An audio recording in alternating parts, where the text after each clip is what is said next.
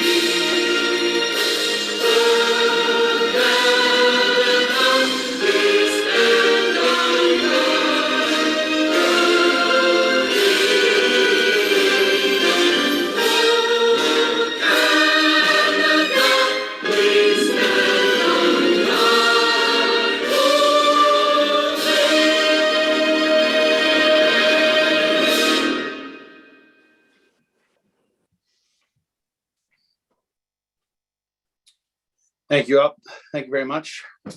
So I'm on vacation mode and I did not read the resolution in front of me, so I will reread it and we'll go from there.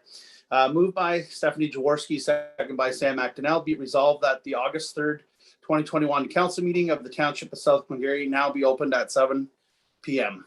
All those in favor? Okay, thank you guys. My apologies. All right, approval of the agenda. Are there any additions or deletions, Madam Clerk? Yes, through you, Mr. Deputy Mayor. We have a deletion from the agenda this evening. We're going to be removing item 7A G, being the RFP regarding the Glen Walter Park play structure.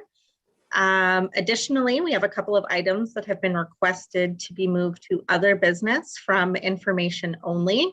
Those being item 7DA, the information report regarding the municipal modernization program, as well as item 7DB, being the information report on the OPA employment district decision.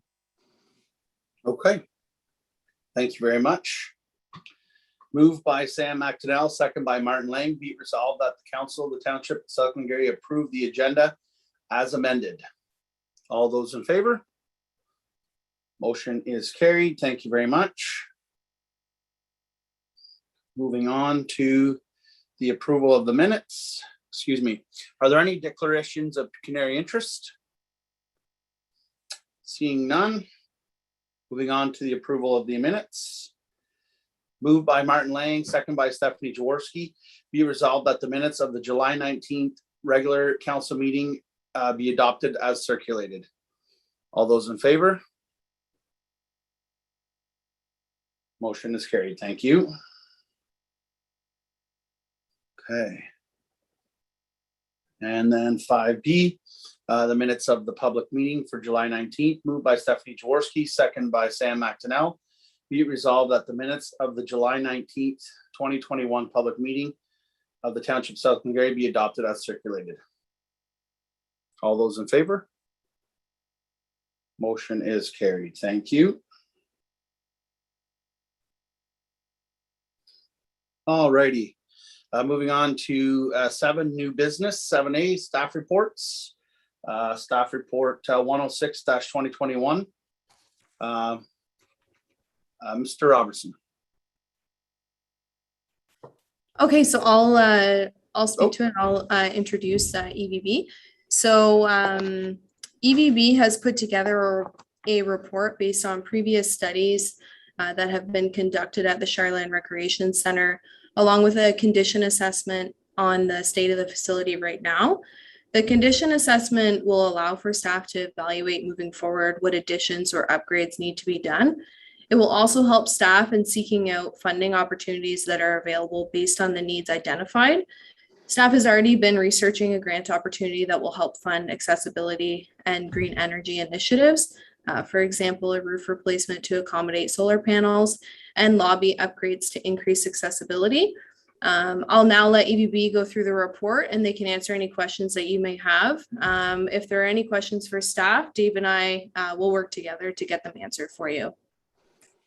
Thank you very much.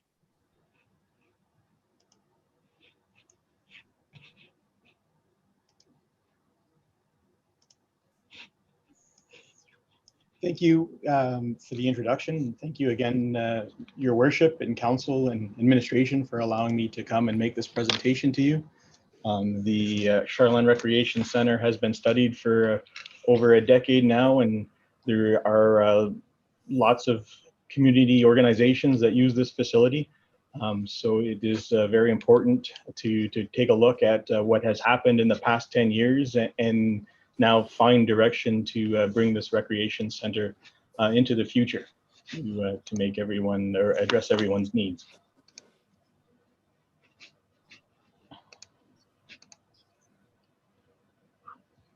So the arena was constructed in 1976.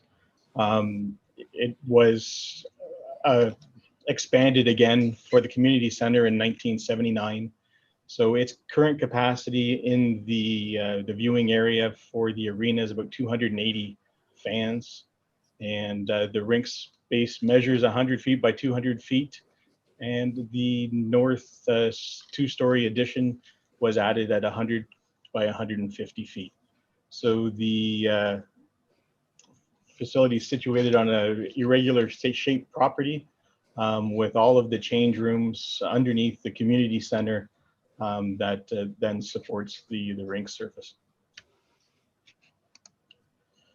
So if we were to look at a Google view of this property, you'll see again that it's irregularly placed on the building, on the property.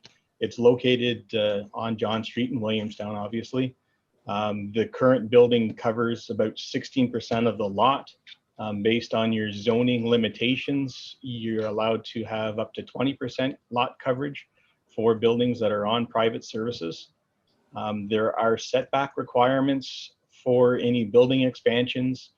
So we would be limited to ensure there's 6 meters of setback on the north side of the property, 8 meter setback on the rear side, and then 3 meters on the interior sides.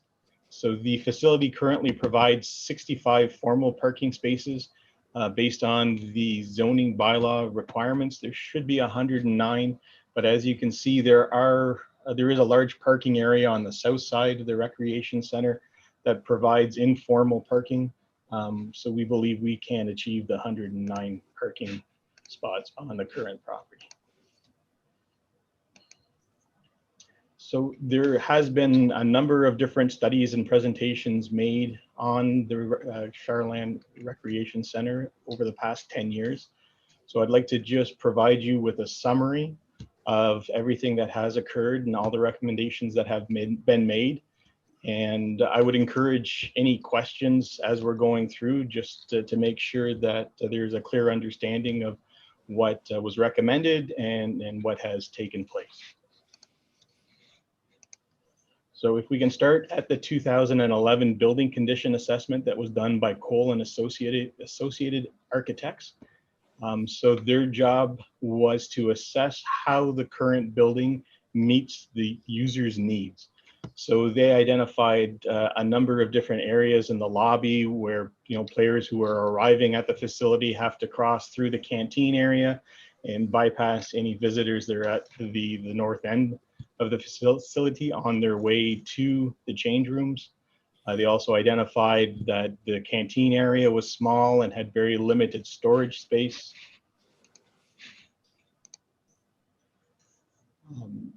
The Minor Hockey Association was addressed too, and they identified that the current dressing rooms or change rooms were too small They identified a need to have a female dressing room in the facility, as well as an increase in the number of dressing rooms to 6 main dressing rooms with additional storage for their jerseys and equipment during the off season. So the Rebels hockey team was also corresponded with to find out what their needs were in the facility. They identified the need to have 2 larger dressing rooms for their team and the visiting team. They would like to have one of those dedicated for their use so that they could have storage within it of their jerseys and their equipment when it's not needed elsewhere. Again, they preferred having accessibility to the change rooms directly from the ice surface and from the main doors, and not have a requirement to cross through the lobby before or after the games. They also identified the need for a laundry facility for their team. The referees were also brought in to find out what their needs were, and they identified it would be nice to have a larger referee room, as there's typically 4 to 6 referees depending on the game that's going on that needs to prepare themselves for one game or prepare themselves after the game to head home. Minor soccer was also addressed during the study, and they identified that they required additional storage during the off season as well. So if we are to take a closer look at the site, on the north end of the site, there is a large leaching bed and septic tank that occupies most of the north of the property. So when Cole and Associated Architects took a look at expansion requirements, they looked at expanding to the west on the parking lot side, or expanding to the east towards the school. So if we were to look at the expansion towards the west, they recommended making room for 6 large change rooms on the west side of the arena, an extra change room for the females, as well as a referee room with a meeting room, and then a renovation of the first floor underneath the community hall. So they would make a seating space near the canteen, a larger boardroom, a working space area, and extra storage for everyone who's using the facilities. If you look at the clip on the bottom of the page, which looks at the second floor plan, what that represents is a long hallway at the back of the bleachers, so that there's a standing room only viewing area that overlooks the ice surface, so that space is going to be utilized for extra fans to use the facility. Another option that they had looked at was to expand to the east. And because of the irregular shaped property, you'll see that they had to respect a 3-meter setback to the property line. So we have an odd shaped expansion with similarly odd shaped changing rooms. But this provided the facility with 17 change rooms, a female change room, and a larger referee change room, as well as some reconfiguration of the existing space underneath the community hall. So it made the canteen a little larger, provided them with a little extra storage, and reconfigured some of the space for the boardroom, and a little extra standing space in the lobby area. And the third option was to do the same expansion to the east with, again, 7 change rooms, but maintaining 2 of the change rooms within the floor space underneath the community hall, and with smaller square footage for the 5 change rooms that are going out in the new addition, and then even less renovation within the floor space underneath the community hall. So again, you'll see the canteen is relatively close to the entrance area, and there's still going to be some constrictions in traffic as people enter and leave the facility. So we took a look at the costs that were presented in 2011.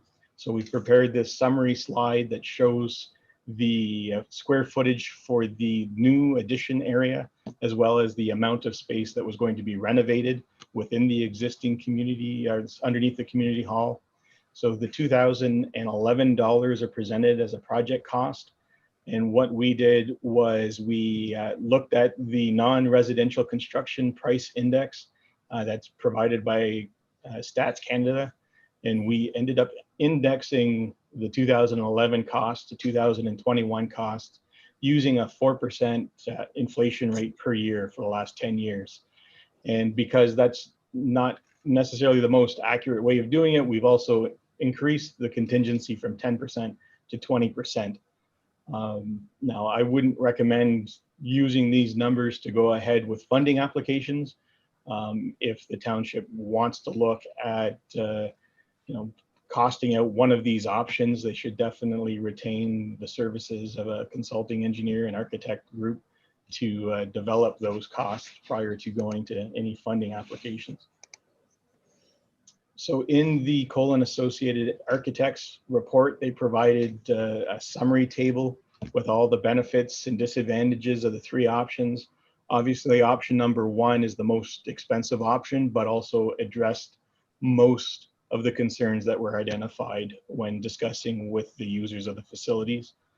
I'm not going to go through these bullet by bullet, but they're there for your perusal. So after that report was concluded, the township hired Genevar to do a 2011 heating, ventilation, and air conditioning condition assessment on the existing facility. So they took a look at the HVAC systems that were used on the community hall side as well as the change room side. And they recommended changing out the equipment to more cost-efficient equipment and to provide increased air exchanges within both of those areas, as well as air conditioning and heating in the community hall. And in 2011, when that report was completed, the township did go ahead with those upgrades.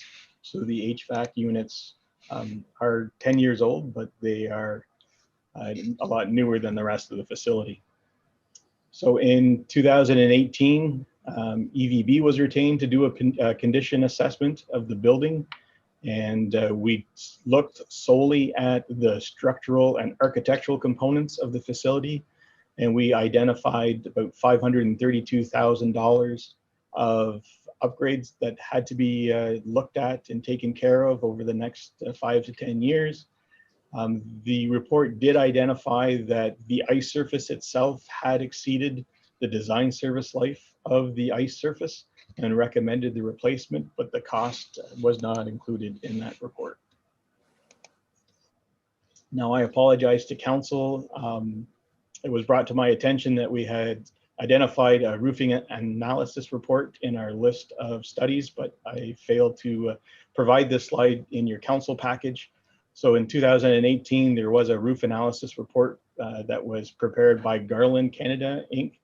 And their scope was to look at all the municipal building roofs in the township. And they did look at 23 municipal buildings. However, they did not include the Charland facility in that report. And there's no explanation why it was not covered. In 2019, Township Administration applied for funding to do some upgrades at the Recreation Center. And those upgrades included the replacement of the refrigerated slab and all the piping within the slab, and the replacement of the dasher boards, arena glass, and netting. So the application was made for $1.4 million to the federal government. The township found out in April of 2021 that they were successful in getting this funding. So the township is getting $1 million in funding, which equates to 70% of the funding towards this project by the province and the feds.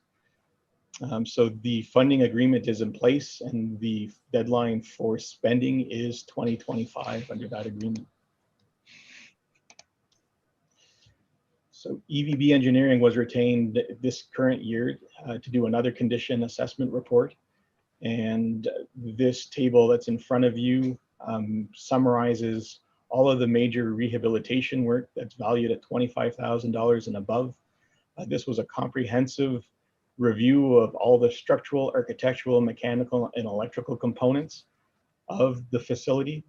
So you'll see under the budget 3-year plan, we did identify the rink slab, the dashboards, and the arena slab replacement at $980,000. So that is already part of the funding package. The report did identify in 1.4 the roofing replacement.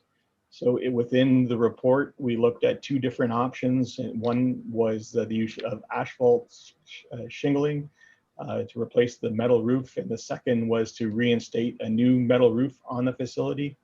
So the cost that's shown on this table is to replace the metal roof with a similar metal roof that will obviously last a lot longer than a shingle roof for that investment. So in June of 2021, Otter Energy made a presentation to Council about the funding opportunity with the Green Inclusive Community Building Fund. So they were looking at the potential of incorporating a solar array at the facility, which would be used to offset the utility costs of running the recreation center. Based on their numbers, there was a potential annual savings of $62,000 per year, which over a 25-year lifespan would have saved the municipality $1.6 million. Now, their capital costs up front did not include the new metal roof membrane, so that's another $740,000 that would have to be budgeted for. But if the town were if the township were to go after this funding, they would receive or potentially receive up to 80% funding for that amount for the roof replacement. Now, the Otter Energy was approached and asked about the ability of the existing roof to support the extra load from the solar arrays, and they indicated that was out of their scope and that they'd be happy to help facilitate that discussion, but they did not have the in-house expertise to do the structural analysis. The township did approach EVB Engineering to take a look at the structural integrity of the roof. Unfortunately, we could not find the original design drawings for the roof. So there is a potential cost to do the structural analysis, which will require all the beams in your roofing membranes to be measured so that a model can be generated to do the structural analysis of the roof. And I believe there's a proposal in front of your administration right now for $12,000 to do that work. So our current status, based on the study that was done by EVB on your facility this year, and including the dashboards and ice surface replacement, the township is looking at a $2.5 million project in order to address all of the existing condition issues with the facility. Now, that does not have to take place all in a single year, but within the condition assessment report, it does identify that there are some high priority items, some medium priority, and some low priority items. So the town can budget over a 10-year period to try to get that work complete. But if there is a funding opportunity that comes along again, it would be a good idea to have all our ducks in a row so that we can apply for funding for all of the works and everything that council would like to accomplish at this facility, so that the township can make one final project at the facility and be ready to enjoy the facility for the next 20 or 30 years without having to look at another high cost expenditure. So again, with the ICIP recreation stream providing $1 million of funding, there's still the requirement to provide $1.4 million in township money in order to cover the cost of maintaining the facility at the status quo level. So if we were to combine all of the issues identified within the condition assessment that was complete this year, and the original costs for the expansion, the township would be looking at a $4 to $6.2 million project in order to address all of the issues that were identified in the original study and address all of the condition issues that were identified this previous year. So if council wishes to go down the road at look at one of these options, again, I would strongly recommend having a more detailed cost estimate complete for their preferred option, or to revise all three options based on today's dollars, so that if you do decide to implement one of those options, you do have a strong case to support your funding application. The last thing you want to do is not receive enough money to implement your project and then have to pay 100% dollars for all the excess. So if the council would like to proceed with the green inclusivity building funding, again, we need to have that structural analysis of the roofing membranes or members in order to determine whether or not that roof can support the extra load from the solar arrays. And once that is done, we should be able to provide a cost for any upgrades to the structural integrity of the roof, as well as the roofing membrane, which would all receive up to 80% funding under that program. So that concludes the summary of the Charland studies that have occurred over the last 10 years. And, not sure if there's any questions from council on the information. Okay, thank you very much for your presentation, Marco. Would you mind closing your screen so we can go back to seeing everybody? Perfect, thank you very much. I'll open the floor up to questions from members of council. There's a lot of information there to go through. Councillor Jaworski. Thank you, through you, Deputy Mayor. Thank you, Mr. Vincelli, for your report. I think I really appreciate the summary of the history of the facility and the different work that's been done. I think it'll be very helpful moving forward. I have just 2 points of clarification. I just wanted to be sure I understood. When it comes to using the Icip funding for the slab and the boards, that has to be spent by 2025? Is that correct? Like, it's not, I'd understood it had to be spent much quicker. Sorry, I apologize, but I believe the original agreement when the ICIP funding had come out had an earlier deadline, but that money was supposed to have been awarded last year.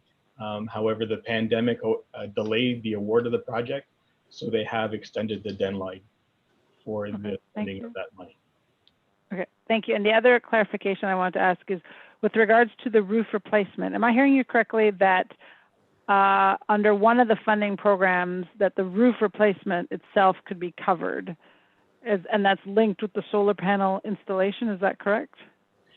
That is correct. If the township decided to go after the Green Community Inclusivity Fund for the solar arrays, what I would recommend the township does is identify all the costs associated with getting that array installed on the building, which would include the any structural reinforcement and the replacement of the roof itself, and it will qualify for funding. Because the array demonstrates a reduction in 25% of utility consumption on the site, and that is kind of the driving purpose of that funding program. Okay, thank you. Thank you. Very interesting. Councillor Martineau. Through you, Mr. Deputy Mayor, Mr. Vincelli, if you can just elaborate, I guess, on Councillor Jaworski's question. You said it'd be covered to what extent, and do you personally think we have enough turnaround time to, well, I guess, to complete the study? Should we pass that motion tonight and still apply, or is there a deadline you're aware of, or maybe not? If you can't answer, maybe one of the other staff members could. No, the program itself does indicate that up to 80% funding will be awarded for the project. The first round of funding closed, I believe, on the 9th of last month. And they do have a continuous round where it is a first come, first served basis. So the quicker the township has their funding program put together and all the supporting information, the higher the chance of getting funding under the program, I believe, would be.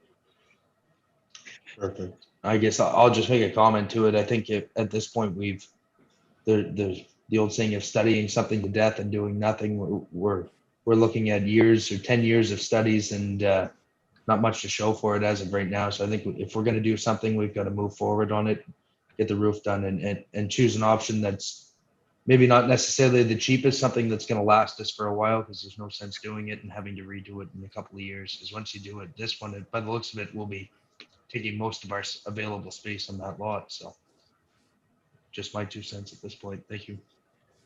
Thank you very much, Councillor McDonnell. Councillor Lang. Thank you, Mr. Deputy Mayor Warden. Yeah, I'd like to speak in favor of having this study done. I agree with Councillor McDonnell. It's terrible to study things for too long, but we're at a point where we can't continue with any project unless we know the structural integrity of the building. And if the original drawings don't include that, then we're going to have it done. So I don't see any way around it. I move that we kind of get on with this and get this study done as soon as possible, and that opens up the door to doing any of these other things. So it looks like we have no choice. Yeah, I agree. I agree very much. Back to you, Councillor Jaworski, for the last comment. Okay, thank you. Thank you, Deputy Mayor Warden. So I have two questions, I guess, that I'll address to Superintendent Mills. Because when it comes to, the upgrades that like the list of needs for the facility, from 2021, I'd say if you could scratch it off and put from 2011, you could scratch it off and put 2021 and they'd be very much the same. So looking at that moving forward, like when you look at the map of that site, how constrained we are and how, we know that our neighbor at the Williamstown Public School is doing a major project, $3.1 million addition. And one of our big issues on our site is parking. We don't have a lot of room for parking as it is, or with the expansions. My first question to you, Mr. Mills, is if there's been any headway in terms of working with the UCDSB on partnering on the work that we're doing at both sites. And then my second question to you is, I'm fully supporting the work that's being proposed in the staff report, but what's the next step? Like, what can we start looking at to do for the next step so that we're ready to really consider some of these other options at the site? Thank you. Through you, Mr. Deputy Mayor. If I was the superintendent still, I'd already decided to do that. Mm-hmm. But as the CEO, the first thing is we've had many discussions with the Upper Canada District School Board, including recently, expressed our desires for collaboration with the extension, the renovations on Williamstown Public. And to this point, our understanding is one is on the septic. There's no interest in collaborating with us. We don't have any response to date on the parking. So I guess it's another call back, but we're a little disappointed on the response. That's one. Two is everybody who's commented on council tonight recognizes that we have enough data to put together for a further arena study.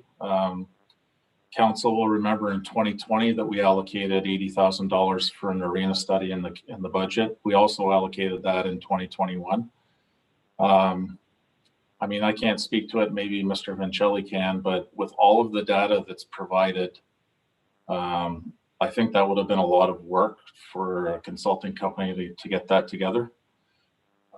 So perhaps, we move forward with putting an RFP out for a study. Hopefully it wouldn't cost $80,000.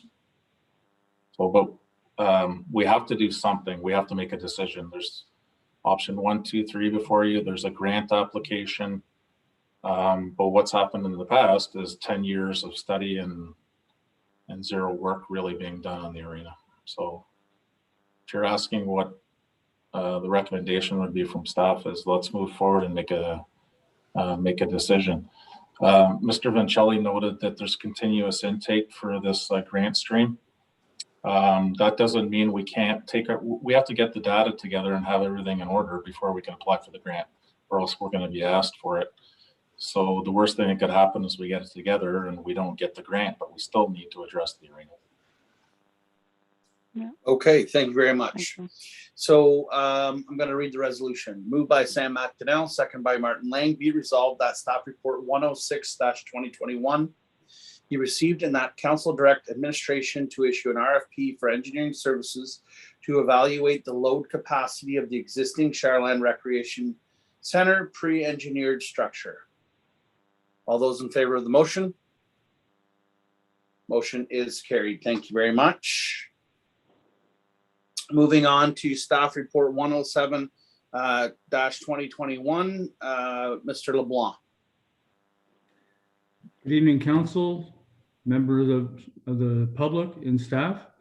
The Township of South Glengarry is responsible for ensuring the township's road network, which serves the needs of the community. Ensuring roadways are safe at all times may involve implementation of traffic calming and speed management measures. We have Mr. Marco Vancelli to provide a summary of the draft traffic calming policy. Go ahead, Marco, when you're ready.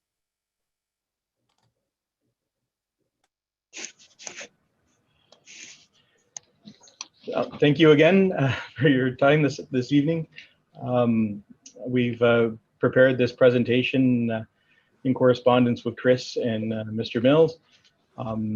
So we've reviewed a number of different traffic calming policies that are currently in place around the province, and seen how they definitely benefit the safety of the communities. So there is a drive to look at implementing a similar policy here within the townships. So the township currently owns approximately 384 kilometers of roads within its boundaries. Obviously, the communities rely on these to permit the safe movement throughout the township. The purpose of a traffic calming policy would be to provide a systematic approach to addressing the public's concerns when they have a concern about the safety of their roads, to create safer residential streets for your residents to enjoy, to reduce the adverse effects of short cutting through motor vehicle traffic through residential areas, to preserve the quality of life within the township, to maintain access routes for emergency service vehicles, and to promote public participation and community involvement when trying to address these concerns. So the advantages of having traffic calming measures put into place is to achieve what the administration's trying to look at, which is to reduce the motor vehicle speeds throughout certain areas of the township, to reduce the traffic volumes through residential areas, to discourage through traffic in those same areas, to improve the overall road safety for both pedestrians as well as vehicle, to improve the neighborhood livability, and to reduce conflict between road users. Now, the disadvantages of traffic calming measures would be that they could increase the response time for emergency vehicles when responding to their calls, to reduce the ease of access in and out of neighborhoods.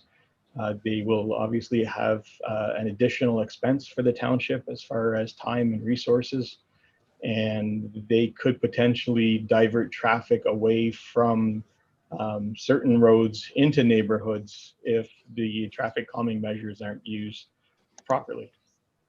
So there are a number of different methods and measures that can be implemented. One of those would be just community safety zones.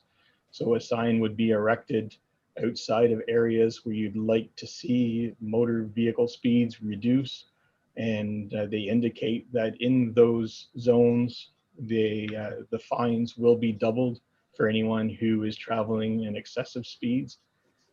They are technically effective in a short period of time, and they will reduce the speeds through those areas because of the consequences of not reducing your speed. The disadvantage is that it relies on motorists to voluntarily comply with the signage that's out there. This measure is relatively inexpensive at approximately $400. So there is the option of putting radar speed display signs out. They provide a dynamic speed readout to the motorists that are driving. You can incorporate warning signs to encourage those drivers to slow down. In looking at these types of measures throughout Ontario, they are relatively effective as a temporary speed reduction measure. It also is a very positive public perception, as the public will see that the township is doing something actively in order to address concerns that have been identified. Again, the disadvantage of this system is that it relies on the motorists to voluntarily comply with the recommended speed reductions. These signs are relatively more expensive than the non-dynamic signs at about $8,000 each. Another technique of trying to slow down traffic is to reduce the travel lane. So you can use line painting as a means of accomplishing this by painting onto the road a narrower travel width. Motorists will typically reduce their speeds in order to maintain their safe distance to the inside and the outside lanes. The main disadvantage of this type of barrier is that it does bring the two lanes of traffic closer to the center, and it increases the chances for collisions on the inside lane of your roads. Marco?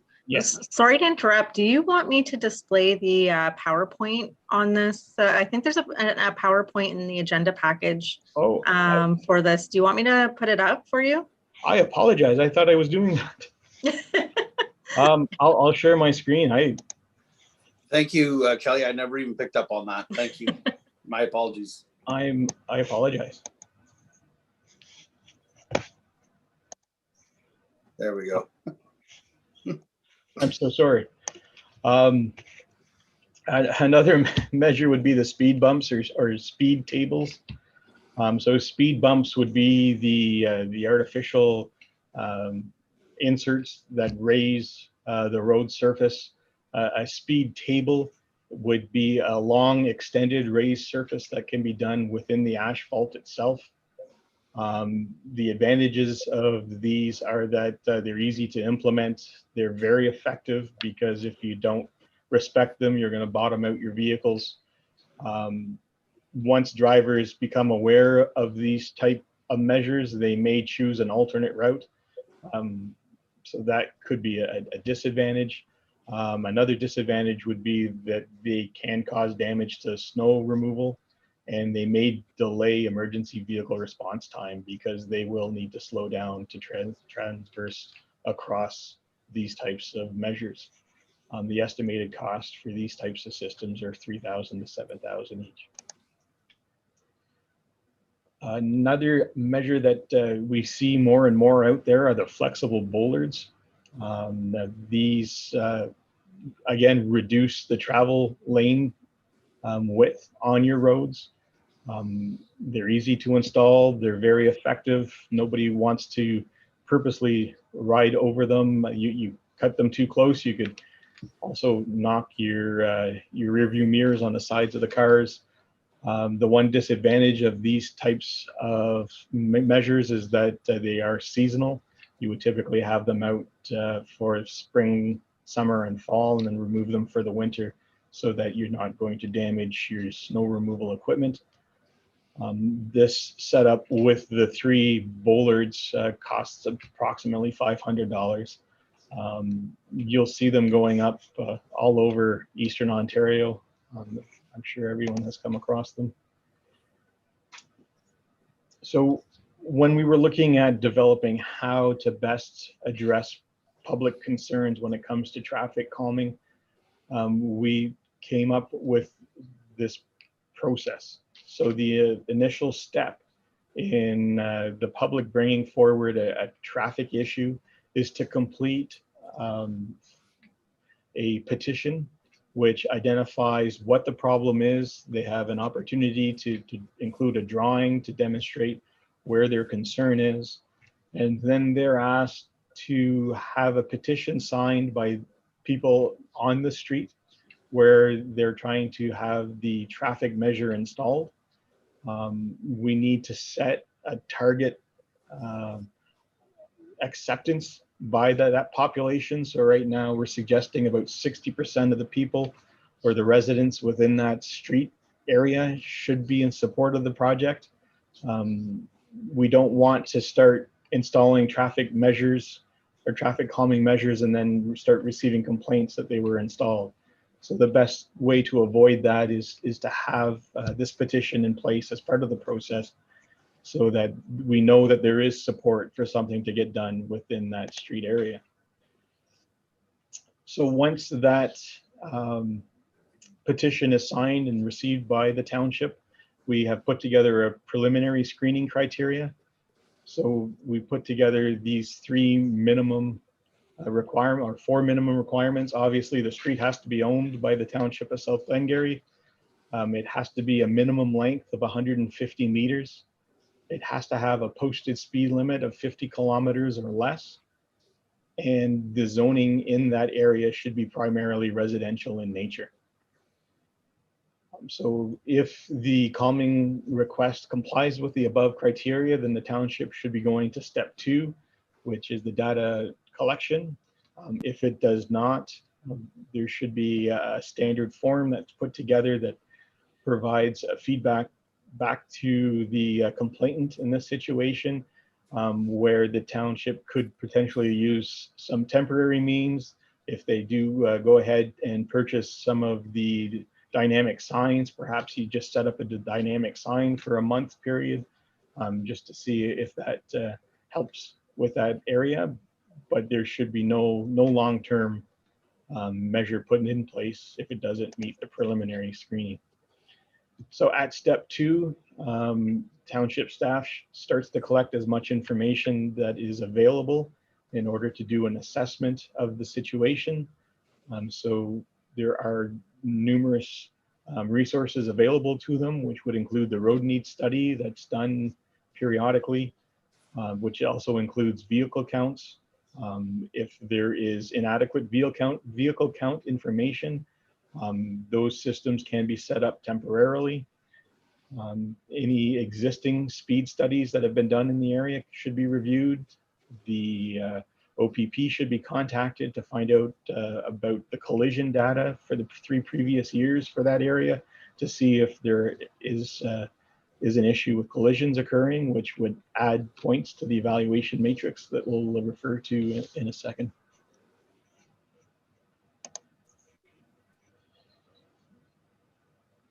So once the information has been collected, we've prepared an evaluation or a point system in order to evaluate whether or not the township should proceed to implement a traffic calming measure. So we've set 2 different criteria, one for local roads, which has a minimum of 35 points, and then the collector roads, which would have a minimum of 52 points in order to implement those control measures that we've previously reviewed. So the system that we've come up with includes these 7 factors. So the traffic information will be looked at. So there's a criteria for speed. If people are traveling in excess of 10 kilometers over the posted speed limit, there's a point system that will contribute points to the evaluation. The traffic volume in the area will add additional points.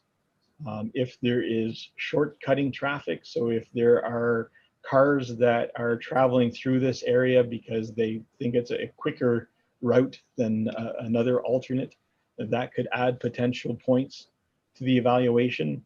And then the number of collisions that have occurred within that area over the last 3 years would also contribute points to the evaluation. The next 3 are the road characteristics. So if there are sidewalks in the area, it usually suggests that there is going to be pedestrian traffic. But if there are no sidewalks, there are points awarded to that evaluation. If there are stores, churches, schools within the vicinity of the complaint, they will add additional points because typically you would see more pedestrian traffic in that area. And then sight lines also have to be reviewed. So if there is road geometry that prohibits good sight lines along the road of travel, there's additional points that can be given in the evaluation. So if the points are achieved for the local road or the collector road, then we proceed to the step 4. If they are not, again, we will develop a standard template form that would then provide some feedback back to the complainant of why this situation does not meet the minimum point requirements. And then the township has the option again to request the OPP target this area for a period of time to try to display presence and encourage people to slow down. Signs can be posted temporarily, and the temporary radar display signs or the dynamic signs can also be used if they're in possession of the township. So once the data is assessed and the township has identified that a traffic calming measure is to be used, your Public Works Department will determine what is the best traffic calming measure that can be used in order to achieve the traffic calming that we're trying to get in this area. And they will then have a public open house, which will present to that area and anyone else who is interested what the issue was that was identified and how the township's going to help resolve that issue. So once the public feedback has been received from that open house, township staff will then prepare a traffic calming plan and make that presentation to council prior to making any or prior to implementing the recommendation to make sure that there is support from council. Once the traffic measure is in place, we'll move over to step 5, which is to monitor and evaluate the traffic calming measure to ensure that it has accomplished the goal that was set when the issue was identified. Within the traffic calming policy, there is a removal procedure as well. So it stipulates that any measure that's been put in place should be put in place for a minimum of 3 months.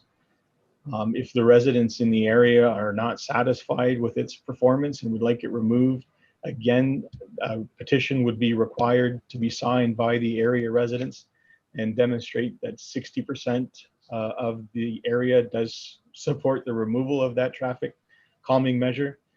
And as a precaution, we've included in the policy that once a measure has been removed, that area cannot make another request for consideration for at least 2 years after it's been removed, so that the township is not spending its resources to chase the same problem over and over again.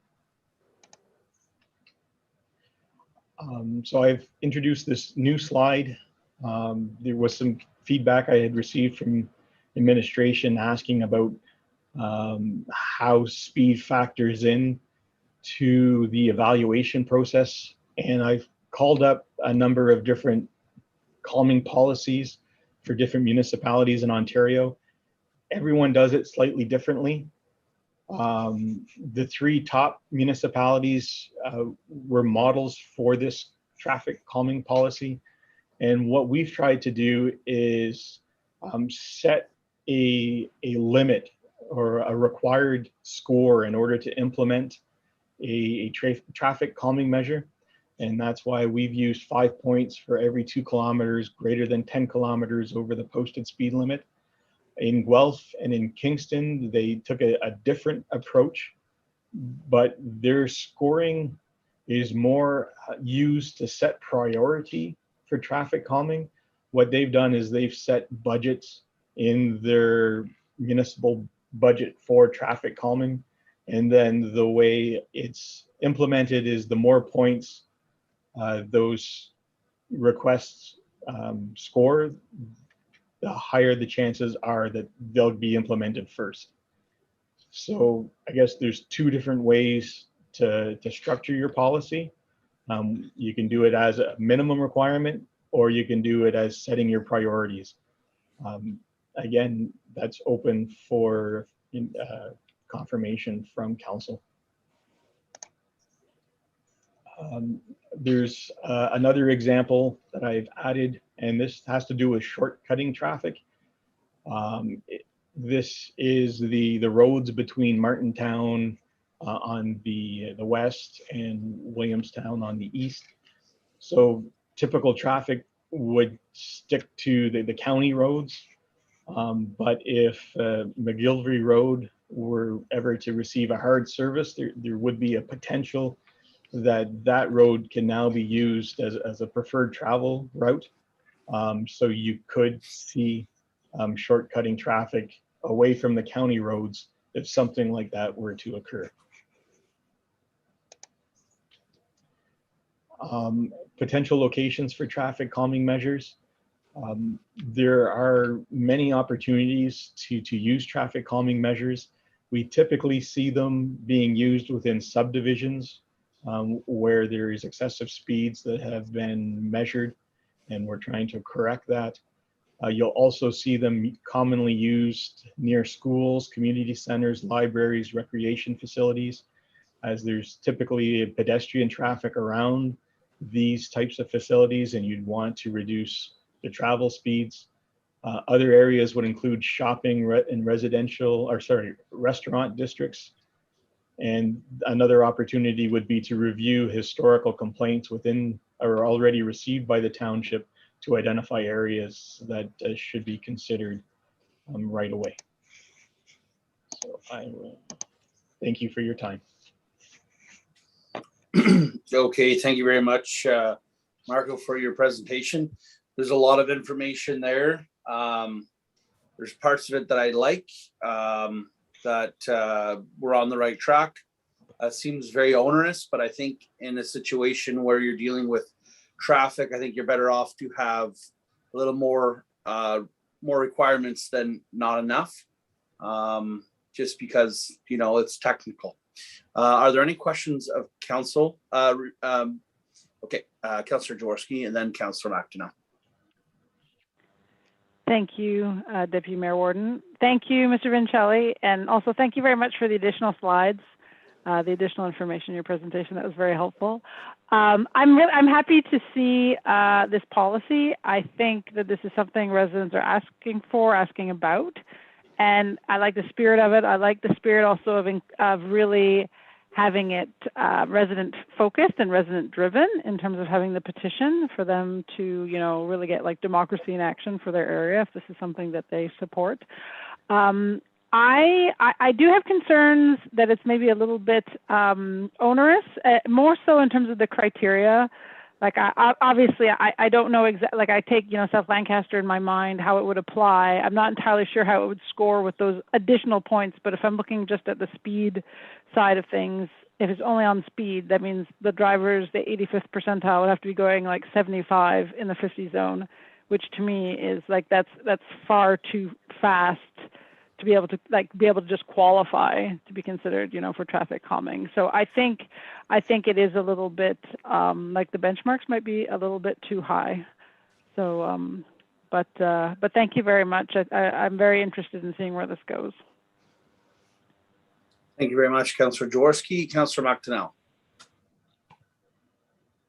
Through you, Mr. Deputy Mayor, thank you for the presentation again tonight. I guess just a few kind of concerns I had were, or I guess more or less a question would be, what's the plan once, say there is an area that's successful and you know, it goes in August, say, of 2021, for example, and it comes out in October of 2021, is that automatically reinstated in the spring of 2022?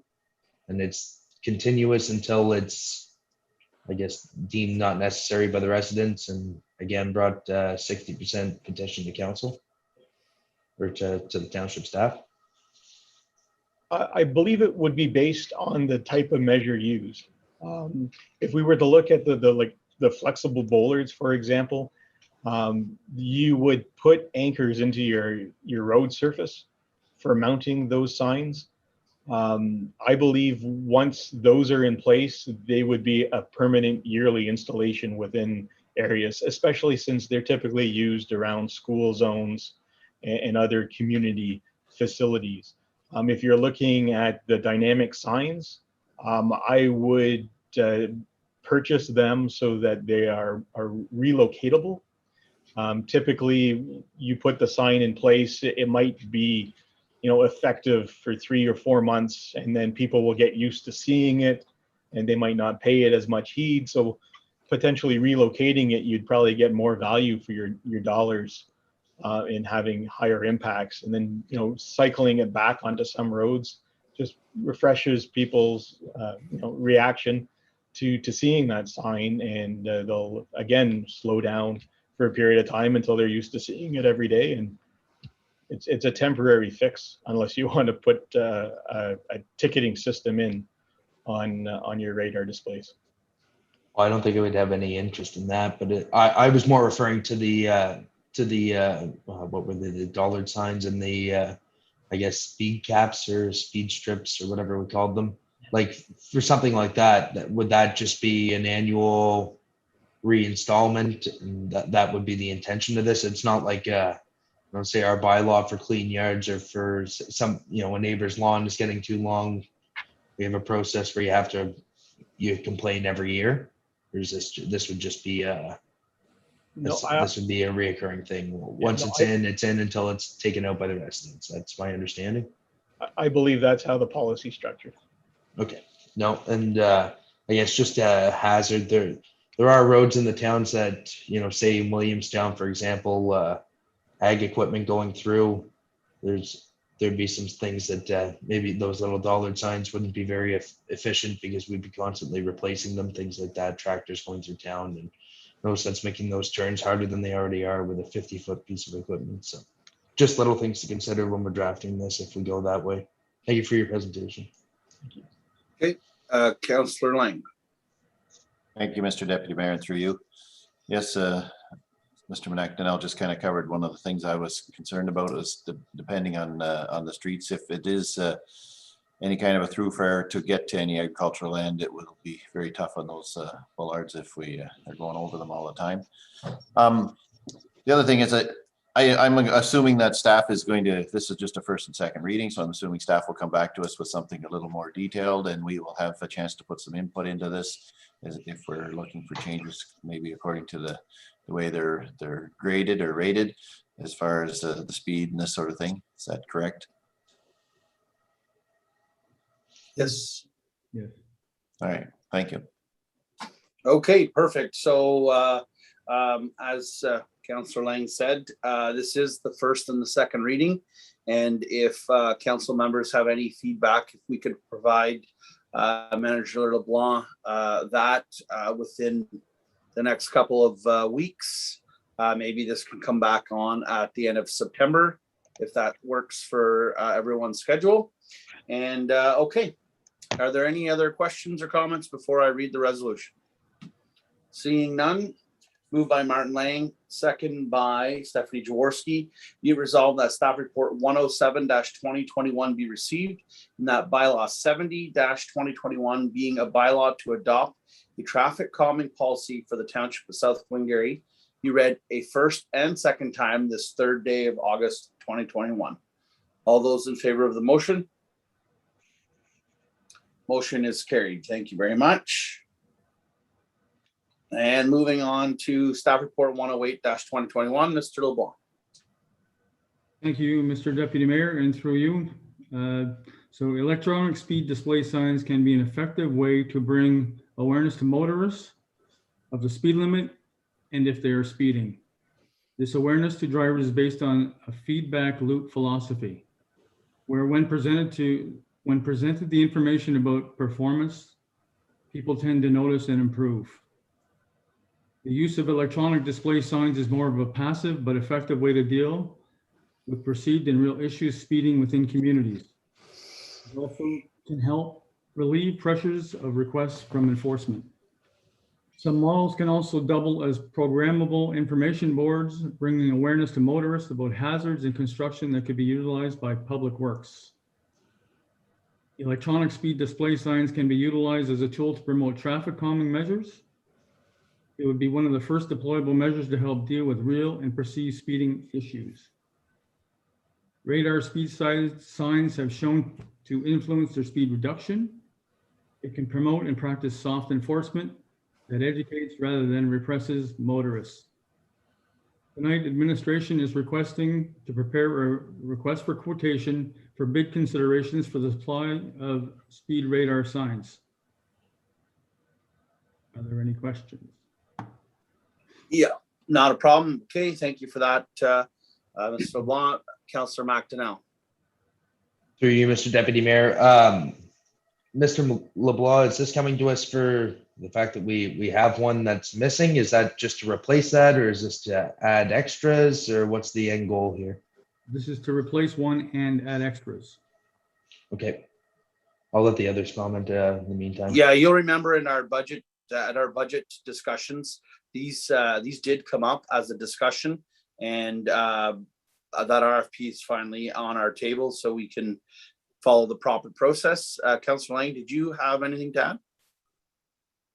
Thank you, Mr. Deputy Mayor, and through you. And yes, I'm going to speak in favor of this, even though I do maintain that we did approve it already in budget. Although it was mentioned today that maybe it wasn't in 2021 budget, maybe it was in 2020. But either way, I think these are great. I think I assume that you're going to get a price and then come back to us with an idea of how many you would like. I would like to see at least 3, one to replace the one we've lost, and the 2 extras that we were hoping to get. But maybe we should be looking at more. I'm not against that, but I guess once we get the prices, we can decide. Thank you. Right. Thank you very much. Councillor Jaworski. Thank you, through you, Deputy Mayor Warden. Yeah, I fully support this. I think we should have a lot. We should even, have more of these for next year, to have in next year's budget.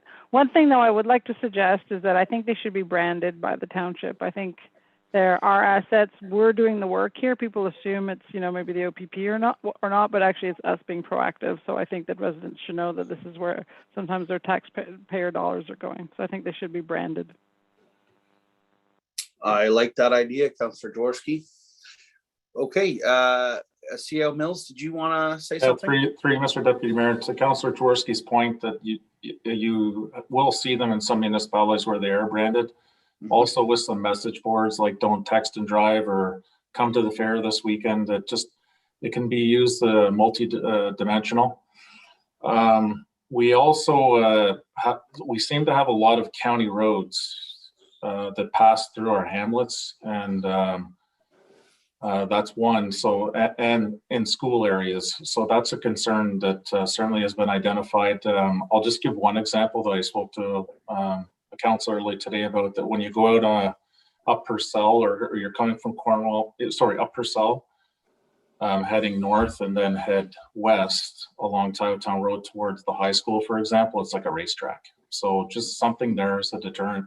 Obviously, we have the one in Williamstown, and then take Martintown, for example, that what you can start in Monkland and basically race all the way.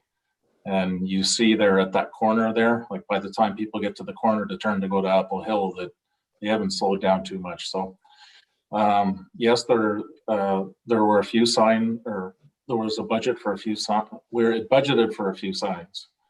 But this follows on the calming policy that, and what Councillor Jaworski mentioned, that it's good to have a quotation and to have a plan of action. So we're going to come back with a policy, but we need a comprehensive plan so that we can be ready to implement ASAP. Okay, thank you very much for that, Mr. Mills. All right, seeing there is no other comments or questions, moved by Stephanie Jaworski, second by Sam McDonnell, be it resolved that staff report 108-2021 be received, and that council authorizes administration to issue a request for quotations for the purchase of radar signs. All those in favor of the motion? Motion is carried. Thank you very much. All righty. Where are we now? Moving on to 7AD, ICIP Green Stream Stage 2. Mr. Mills. Okay, I'll start off. Just the council is aware that Glen Walter Water and Wastewater Servicing Master Plan was completed by WSP in November of 2018, and it was certainly identified that there was requirement for a water tower. That's something that has been identified over and over, and now we've got potential for identified a grant opportunity for that. We since after 2018, the township contracted EVB to review, modify, and update the master servicing plan. I'm going to turn it over to Mr. Vincelli, who's going to highlight what the grant proposal entails and what it involves, and that how we're, as a municipality, a good fit for this grant opportunity.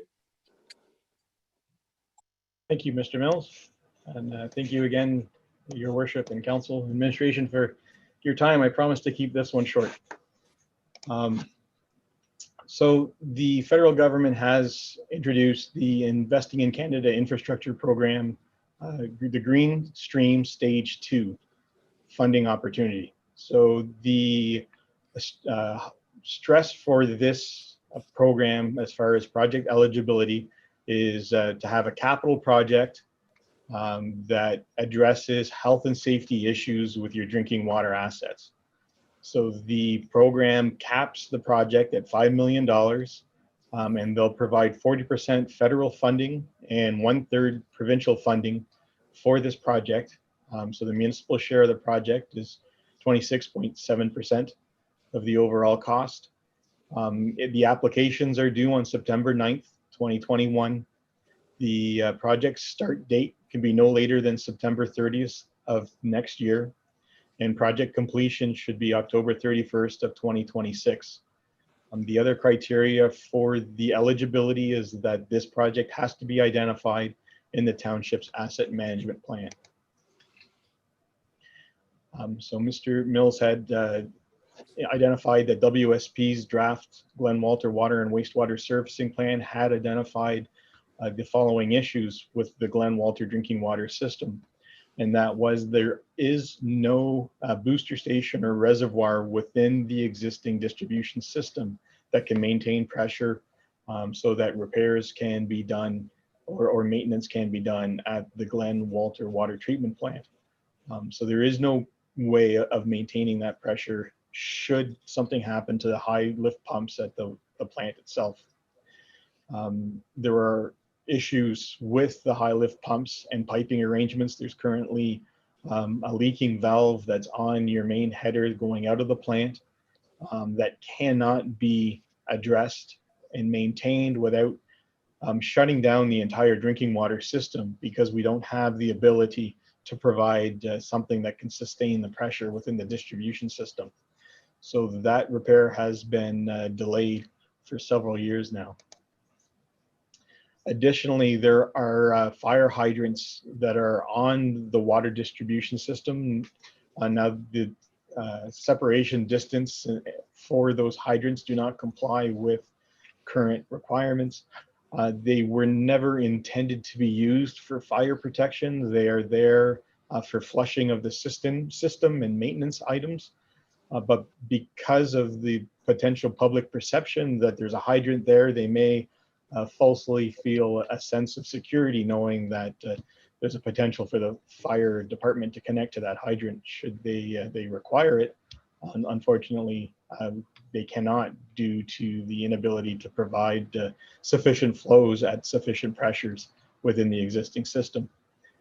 Another issue with the existing distribution system that is currently exhibiting about a 50% water loss. So if the township did an evaluation between how much water is currently leaving the water treatment plant versus how much water is being metered at each one of the individual connections, there's a 50% water loss between the two. Dylan and Mr. Sagan has been working diligently in identifying where those potential losses could be, and I believe he has identified a few of those sources. But there needs to be additional work within the distribution system in order to reduce that water loss. According to the American Water Works Association, typical municipal systems will see a water loss between 15 and 25%. So the solution for this issue is to construct an elevated water storage tower that will provide this additional storage of water or treated water for firefighting and for emergency situations. This elevated water storage tower can supply and maintain pressure in order for repairs to be completed at the high lift piping assembly. We'll also have to increase the number of fire hydrants to the municipal standards. And there are several sections of the water distribution main that have been identified as part of the modeling that was done by WSP that cannot sustain fire flow. So there are sections of the water distribution system that are going to require some upgrades as well. The cost, according to the WSP Master Servicing Plan, identified about $7 million worth of work related to providing fire flow protection and additional water storage at the elevated tank.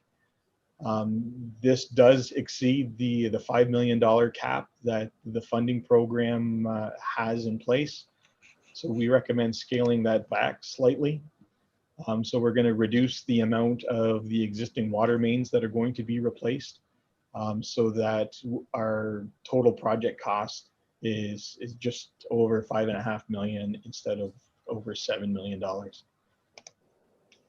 So what is required in order to make an application for this funding is to have a council resolution in place identifying this project as a high priority project for the township, based on the eligibility criteria that's contained within this funding program. This is a perfect project to successfully receive funding, as there are numerous health and safety issues related to the current situation. So we will require that council resolution. We also need to make sure that the project has been identified in the township's asset management plan. And then we'll need to submit the application by September 9th, 2021. And we need to have the Glen Walter Water and Wastewater Master Plan completed by the end of this year. With the completion of the master plan, any Schedule B project can be implemented without further environmental assessment work. So the elevated tower would be or would satisfy the Environmental Assessment Act requirements through the completion of that master plan. Thank you again for your time. Okay, thank you very much, Mr. Vincelli, for that report.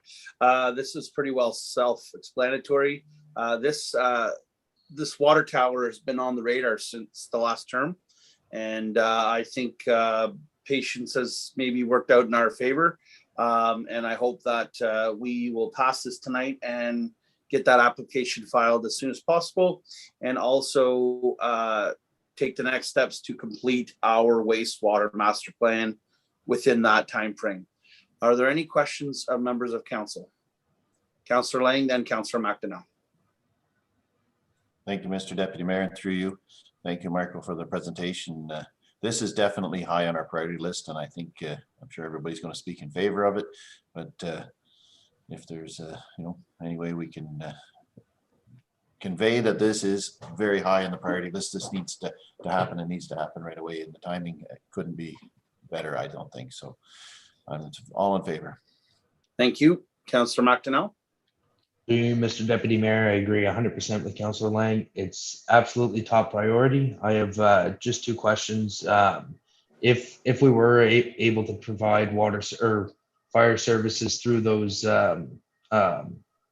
hydrants, or I guess meet the municipal requirements, would that have a positive impact for residents in Glen Walter on their insurance, or is that going to be, are we already meeting our full requirements? No.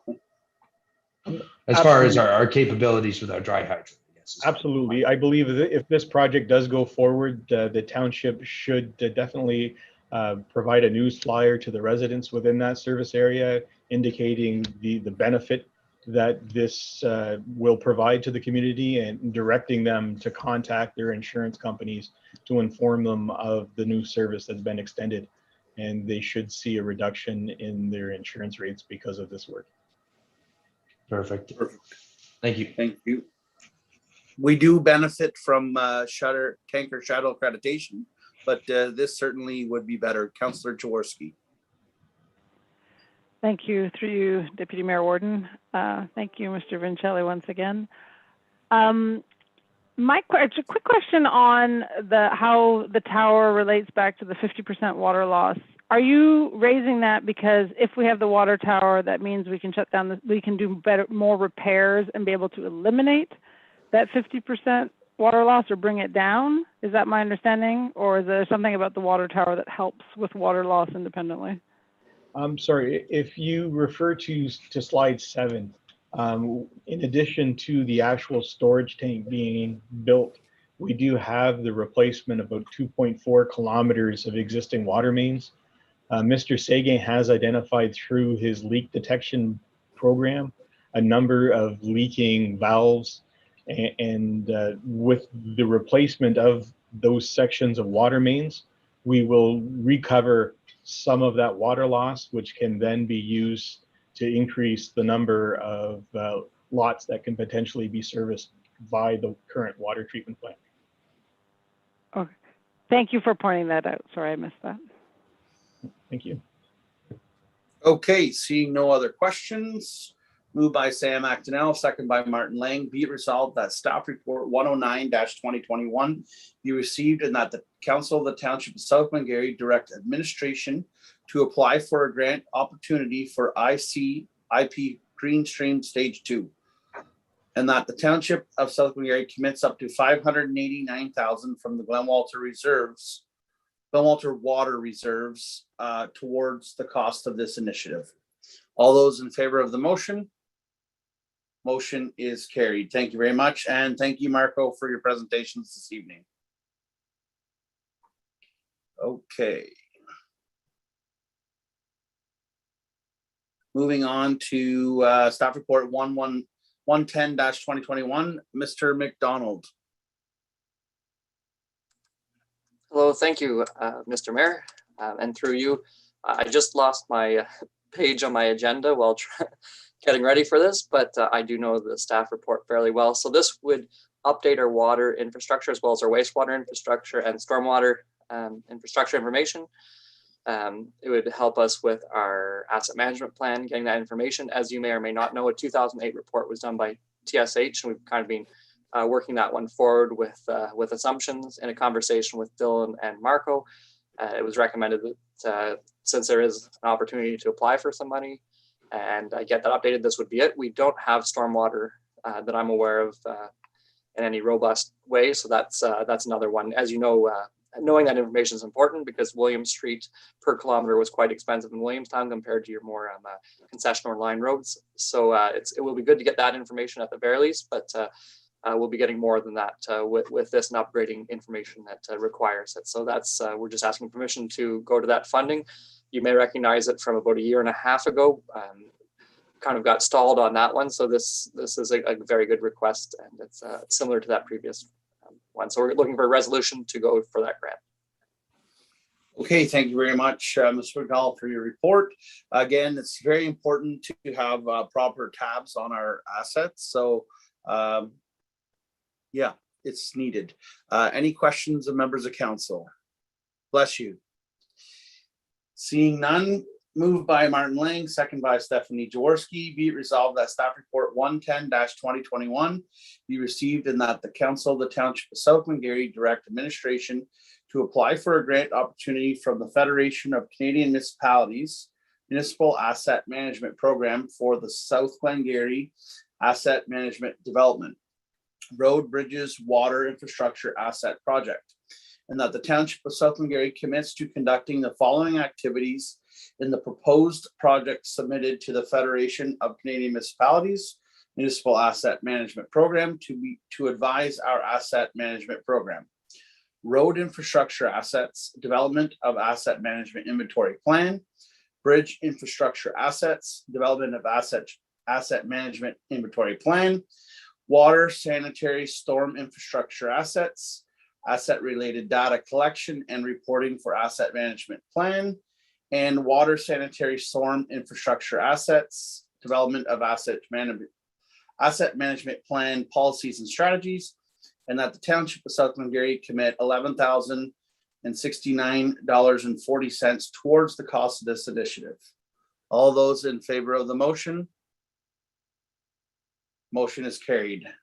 Thank you very much, Mr. McDonald. And moving on to 7AF, RFP, automatic vehicle locator solution. Mr. LeBlanc. Thank you, and through you, Mr. Deputy Mayor. So the township currently uses automatic vehicle locators system to monitor fleet activities and to resolve claims and complaints with respect to operations such as speeding, vehicle location, and snowplow route status. The current system is not a real-time system, and there have been issues with the inconsistent service causing data gaps. Data gaps are not realized until after the fact. The township requires a real-time system to ensure that staff can respond to residents' complaints in a timely manner and to improve operational efficiencies. A vehicle equipped with an AVL can provide the location and the speed at any given time to be viewed in real time or as a historical report. Winter maintenance vehicles, when equipped with additional hardware, can record information such as plow and wing position, application rates, spreader status, air, and road temperature. This detailed operational information is invaluable when responding to a claim where the township is accused of being at fault or failing to maintain the road network in accordance with the minimum maintenance standards. The procurement for AVL services was completed with a request for proposal by the United Counties of SDNG and 4 other local municipalities in a joint procurement initiative, where proponents were invited to respond to a general document. 2 proposals were received in response to the RFP, which were Daikin Inc. and Air Automotive Tracking. The proposal provided a complete AVL solution that will provide real-time monitoring capabilities and historical mobile asset tracking. The information is used by staff to monitor productivity, resolve complaints, provide winter maintenance management, and key information for resolutions of claims where township is named at fault. Migration of services data from the existing provider to a new online portal is provided as part of the service, along with training, ongoing support for the product, supply, installation, and commissioning of the new hardware as required. The expense associated with the project is directly related to the size of the fleet being monitored. There are 2 parts to this contract: one-time installation cost of hardware and sensors, and annual subscription fees for the equipment being monitored. The annual subscription costs are predictable and has led to a standardized pricing across SDNG. All participants will pay either $24 or $35 per vehicle per month respectively, whether it's a basic package or a full winter maintenance package. The costs are on a month-to-month basis and there is no fixed term. However, due to the investment in required hardware, staff intend to remain with this service provider for the duration of at least 5 years prior to going back to the market to evaluate potential alternatives to new solutions. So the annual cost is $11,820. The hardware and installation is at a cost of $16,270. The total upfront is $28,090. The township will budget for an annual cost identified in the AVL update and allocated $11,820 for the annual cost, which is adequate to cover the 2021 cost. The hardware and installation cost of $16,270 will be drawn from modernization funding to cover upfront costs of the new system. I'm open to questions. Okay, thank you very much for your report, Mr. LeBlanc. Yeah, this is an invaluable piece of technology. Basically, one false claim by someone from the public, and then the data is provided, pays for the system. Councillor Lang. Thank you, Mr. Deputy Mayor, and through you. Thank you, Mr. Blanc, for the presentation.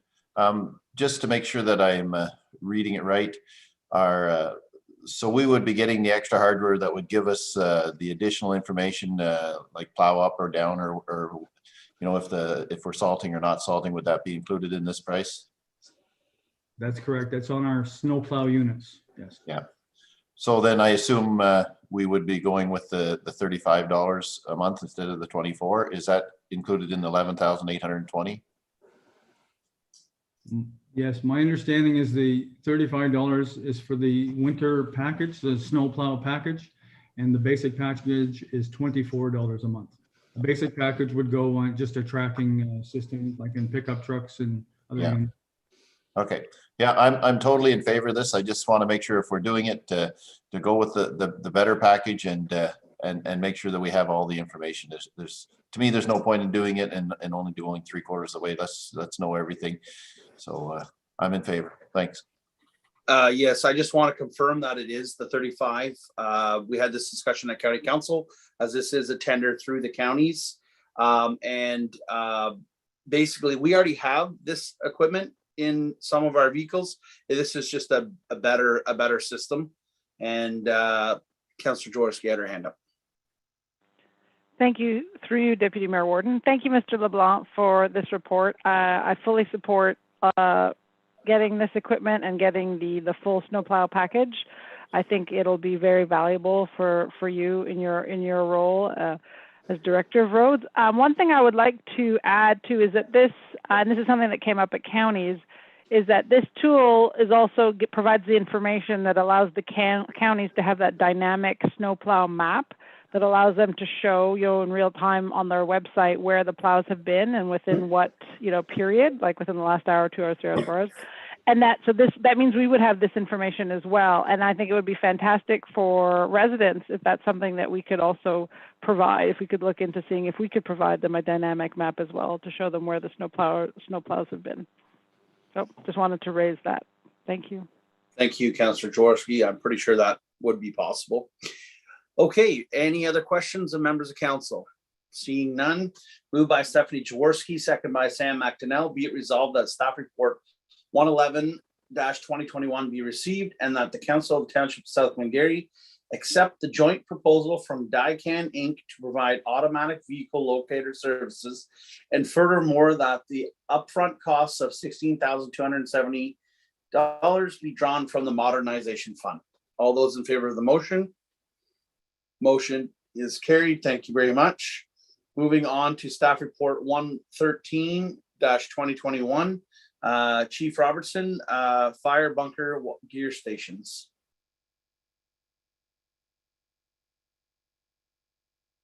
Cannot hear you, sir. Cannot hear you. Can anybody else hear him?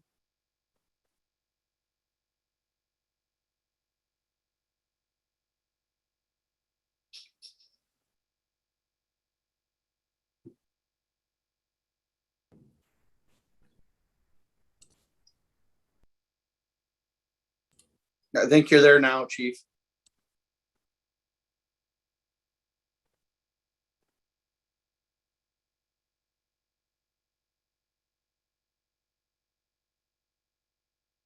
Nothing. No.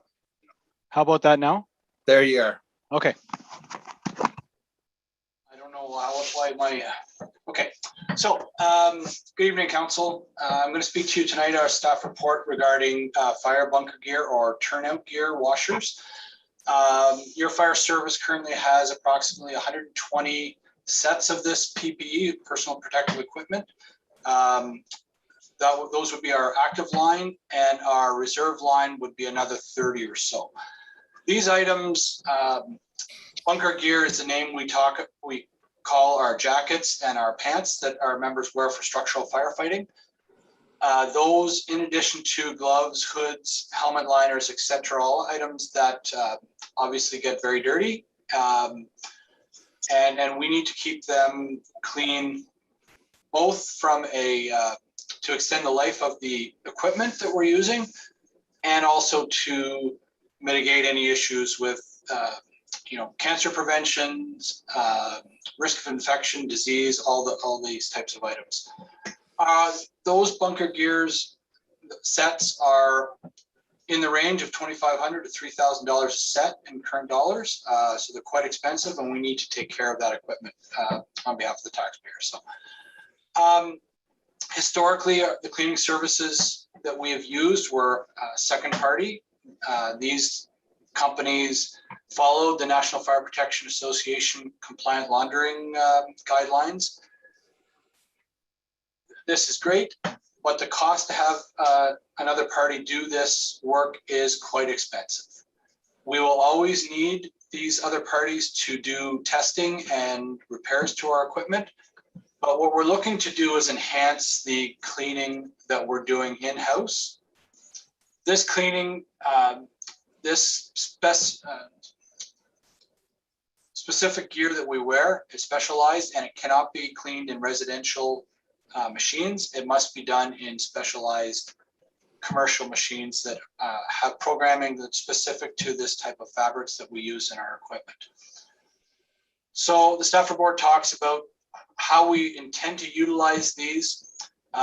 In determining what type of equipment we were interested in, we analyzed how our members will use this equipment, the realistic means at how our individuals would use it, let alone how the department-wide we would use it. So we reached out to a number of suppliers for quotes, and with those quotes came with different size machines.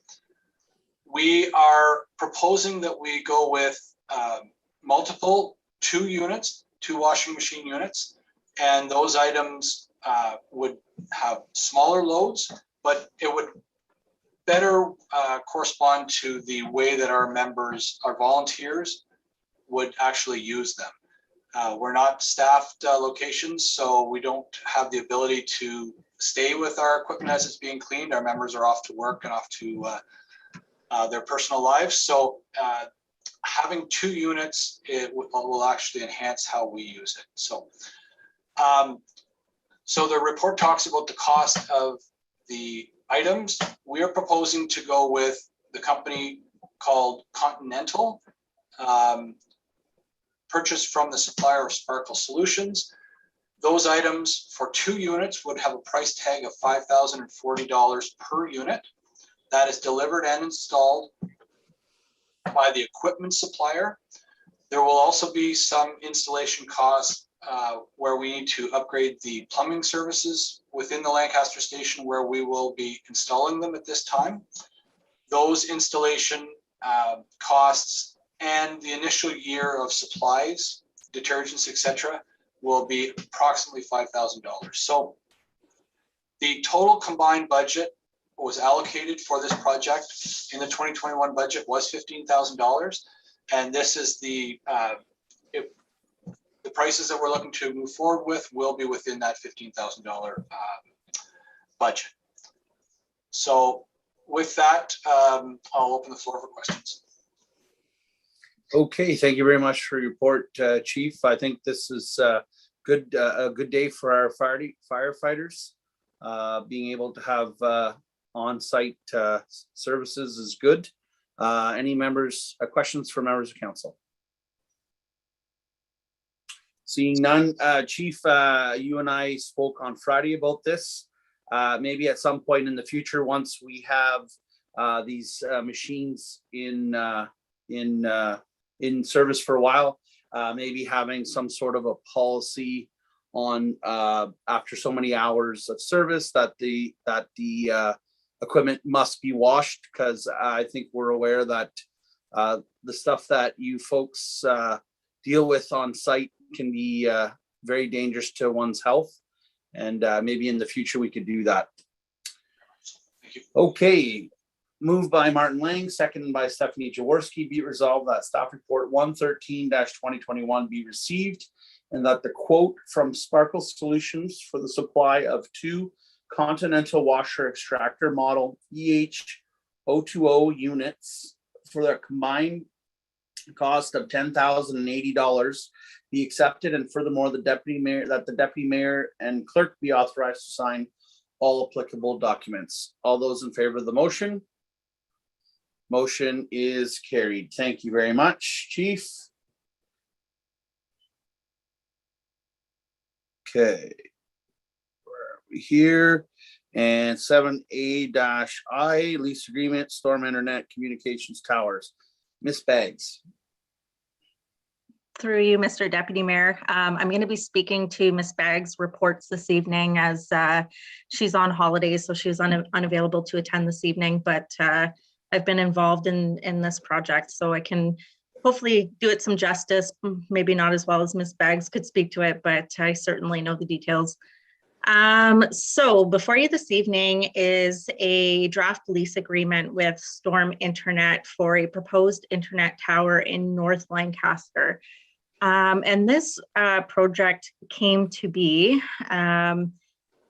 earlier this year in February. The township applied for a program with Canada's Centre of Excellence in Next Generation Networks, otherwise known as CENGEN, for one of their programs called the Rural Ontario Residential Broadband Program.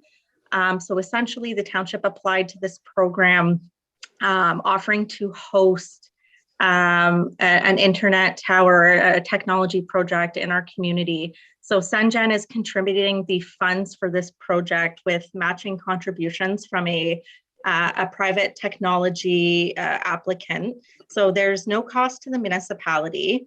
And basically ISP, internet service providers, applied to be the successful applicant for this project to provide internet services for an underserviced area in our municipality.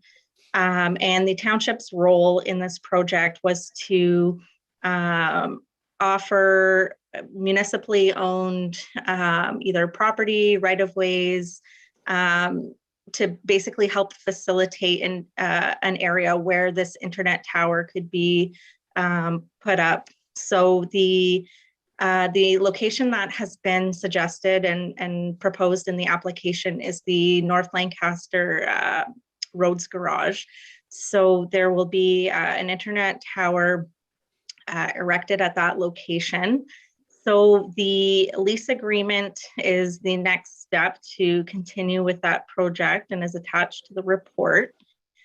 And then subject to any questions from council, that's what's before you this evening. Okay, through you, Councillor, through you, Madam Clerk, Councillor McDonough. Through you, Mr. Deputy Mayor, just wanted to say thank you to yourself, Ms. Compo, and to Ms. Baggs for your work on this. I think this would be great for that hamlet. I know, having grown up in that area, 5 minutes out of town, it's been a tough spot for internet, and it's definitely a dead zone for cell service. So maybe this tower can attract a little more business for Storm, and maybe we'll see a little stronger cell service going up in the next couple of years. No, definitely great to see things like this. If we can ever accommodate internet companies to expand their network across our municipality, surely once those towers go up, the other services tend to follow. So really appreciate your guys' work on this. Thank you very much. Through you, Mr. Deputy Mayor, what's also nice about this project is they're also putting up a second tower on a privately owned property in Craig Key. So that's going to allow for a larger coverage area in partnership with the tower that's going to be a part of this this application. So it's kind of already led into bigger and better things. Good, that's great news for our municipality. Are there any other questions or comments? Councillor Ling? Thank you, Mr. Deputy Mayor, and through you, and thank you, Ms. Campbell, for the report. And thanks for, taking some of our recommendations at last meeting and going out and adding a few things to the lease agreement. Read it through and very happy with it. I don't think we're not being too greedy here, but just a little something to, to sweeten the pot. So all in favor.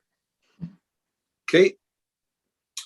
Seeing nothing else, moved by Stephanie Jaworski, second by Sam McDonnell. Be it resolved that staff report 114-2021 be received, and that the bylaw 67-2021 being a bylaw to enter into a lease agreement with 4141903 Canada Inc. operating as Storm Internet Inc. be read a first, second, and third time, passed, signed, and sealed in open council this third day of August 2021. All those in favor of the motion?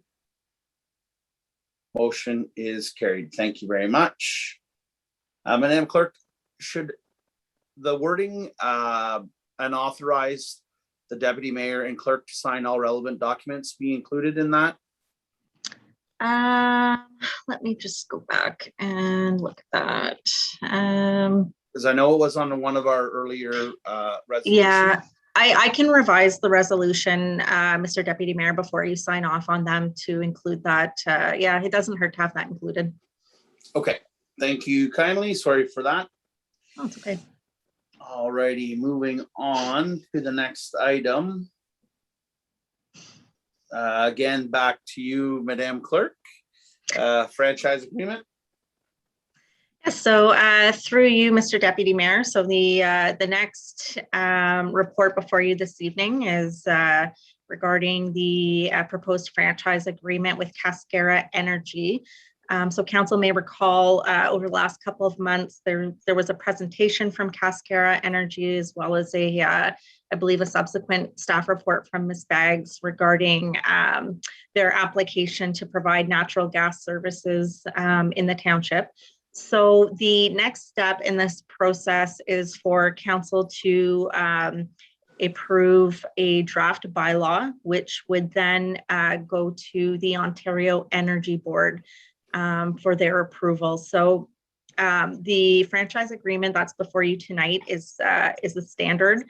Basically, the Ontario Energy Board provides there's the standardized agreement anytime that a franchise agreement is entered into, and then it goes back to them for final review and approval. Once the Ontario Energy Board approves, does their comprehensive review, they'll come back to the municipality and give us the go-ahead to finalize the bylaw, and then the process continues to move forward. So this is just the next step in that process, and allows Cascara Energy's application to move forward. Okay, thank you very much for that. Are there any questions of members of council? Seeing none, moved by Sam McDonnell, second by Martin Lang. Be resolved that staff report 115-2021 be received, and that the council of the Township of South Glengarry approves the form of draft bylaw 68-2021, including the franchise agreement forming part thereof, and authorize the submission of the draft bylaw to the Ontario Energy Board for approval pursuant to the provisions of Section 9 of the Municipal Franchises Act. And furthermore, that council requests the Ontario Energy Board to make an order dispensing with the assent of the municipal electors of draft bylaw 68-2021, including the franchise agreement pursuant to the provisions of Section 9-4 of the Municipal Franchises Act. All those in favor of the motion? Motion is carried. Thank you very much. Very long resolutions this evening, Madam Clerk. Keeping you on your toes. Yes. Okay, I'm just about at the next staff report. Staff report 116-2021. Miss Haley. Good evening, everyone. Thank you, Mr. Deputy Mayor. The staff report that's before you this evening is a very straightforward site-specific zoning amendment that was a result of a severance application where the farmer applied to dispose of the surplus dwelling, resulting in vacant land that's required to be rezoned to prohibit residential construction, as well as to reduce the minimum lot area. In this particular case, the subject site is 6.48 hectares in size. It's located on County Road 18 on the north side and bound by the river to the north. We had a public meeting on this file. There was no one that attended this public meeting, therefore there was no concerns brought forward, and this type of amendment is required as per the provincial policy statement. I don't have anything further to add, Mr. Deputy Mayor. It's very straightforward, but please let me know if there are any questions. Thank you. Seeing that there are no questions, I'll go ahead and read the resolution. Moved by Martin Lang, second by Stephanie Jaworski. Be it resolved that staff report 116-2021 be received, and that bylaw 69-2021 being a bylaw to amend bylaw 38-09, the comprehensive zoning bylaw for the township of South Glengarry to rezone the property legally described as part of lot 16, concession 7, Indian lands in the geographic township of Charlottenburg, now in the township of South Glengarry, county of Glengarry, from agricultural ag to agricultural exception 30, ag 30, to reduce the minimum lot area from 20 hectares to 6.48 hectares and to prohibit residential construction. Be read a first, second, and third time passed, signed, and sealed in open council this 3rd day of August 2021. The Council of the Township of South Glengarry confirms that no public comments were received on this application, and therefore there was no effect on the decision. All those in favor of the motion? Motion is carried. Thank you very much. Thank you. Perfect. And moving on to item number, where are we here? Moving on to other business, 7BA. Summary, Kennedy Redwood Estates survey. Mr. McDonald. Okay, thank you. I'll just hide myself here so I don't stare at myself during this presentation. We have the survey results. We sent them out to all property owners. We didn't have great uptake in responses. I believe possibly that council may have got more responses or opinions than I did. So that's why I came back as an info report to try and solicit some more of that information. On that letter, we had proposed the 10% increase and then 3% thereafter. And I'm talking for the next 5 years at 10% per the EVB presentation last year. We had tried to do a little bit better than that. So we did 7% kind of as a compromise. And then we tried to, administration that is, make 5.5% increase for a while and then 5% for like an interim. That one would kind of drag out the pain. However, those were the options presented, and there were one for each. However, I did receive a message today saying that the options were the difference between a kick in the teeth and a kick in the pants. So none of them, they weren't all great options, and I do allow for that opinion because they aren't. We're looking to recover not just a deficit, but kind of a systemic deficit. Like we're always on the edge of putting in $1,000 or $3,000 or taking out that much every given year on top of already a deficit position. So we are working at that. Our current rate structure, as you can see on page 121 of 179, is $1,107.50 for developed properties and $391.38 for non-developed properties. And I hadn't considered that as an idea, but it was brought forth that we could perhaps increase the amount for non-developed properties. I don't know if council would be interested in that. That wasn't something we had previously discussed, but it was one opinion that we received within all those packages. So we could increase it to half of the amount. We could increase it to the full amount. That will take off some of that pressure, and perhaps we can bring that down to 6% increase, but I'll work those numbers. I just want to know if council is interested in that. Again, the hard part here is we are dealing with 38 properties. So you're talking 38 times 1,100, it's a little over $40,000. It's not a lot of properties, and that would be at full rate. Whereas whenever they're at 29 at 1,100, it's maybe 32 plus another 2,700. So we're talking $35,000 revenue to 42,000 if we did that increase, plus or minus. However, I just wanted to put that in front of council because I'm sure there's lots of opinions. This is the last item that we want to just tie up before bringing in a whole new bylaw, decreasing that amount for Lancaster and getting that multi-units have stayed the same. So we're close to tying it up just in time for 2022 to get that started at the start of the year. Okay, thank you very much for this report, Mr. McDonald. There was a lot of information on it. It really is a struggle because there's just not enough people to share the burden, and it just goes to show you having more it definitely means less. Are there any comments of council? Councillor Jaworski, then Councillor McDonnell. Thank you, through you, Deputy Mayor Warden. Thank you, Mr. McDonald, for continuing to work the water rates.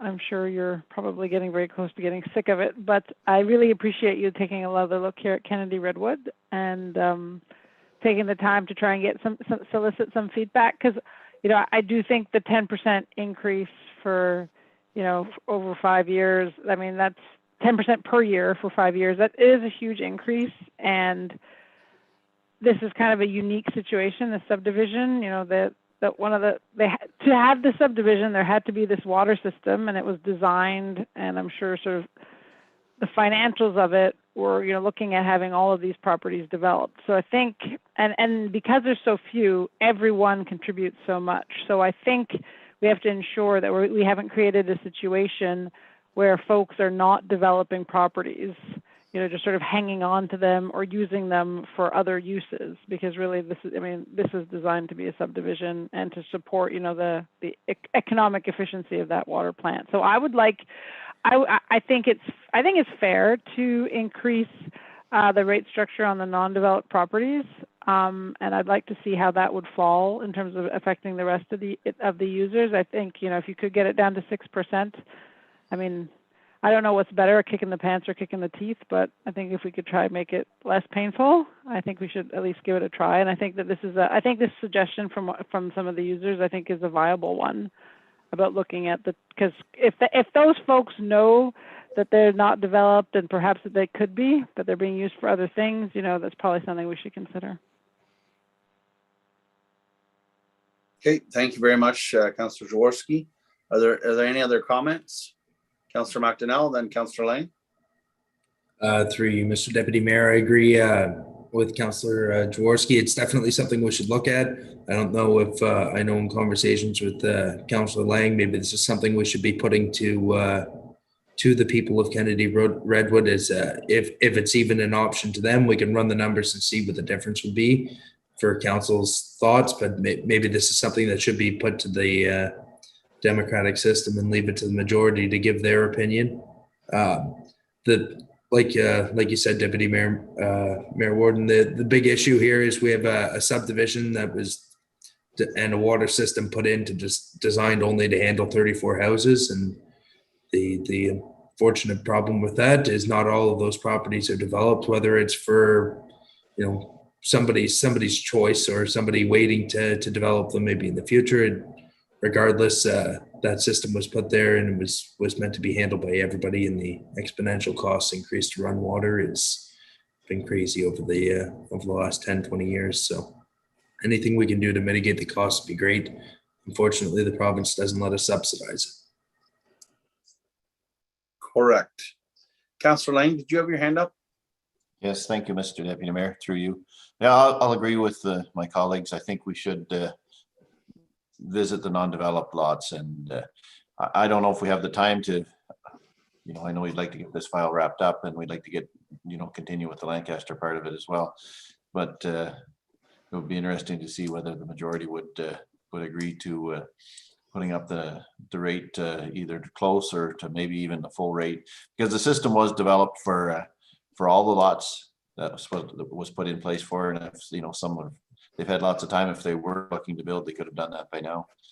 So anyway, I'd like to see what the residents had to say, whether we could do something that would happen quicker. I hate to see this stretch out another couple of months, but anyway, let's see what they say, or put together a thing that would show the price difference. Because if you could get down to 5 or 6%, that would really entice quite a few people, I think, rather than 10. Yep. I'm sure the homeowners that are using the system won't have much sympathy for the ones that are not. Okay, so thank you very much, Mr. McDonald, for your report. Madam Clerk, am I to assume you will be speaking to the next report? That's correct. So through you, Mr. Deputy Mayor, bear with me a second. Okay, so this information report is regarding at a recent council meeting, I don't think the last one, but perhaps the one before that, council requested that administration look into what the cost would be to implement the changing over of hamlet signs throughout the township as opposed to a phased-in approach. So Ms. Baggs did a review, has an inventory of all the signs that needed to be changed throughout this project.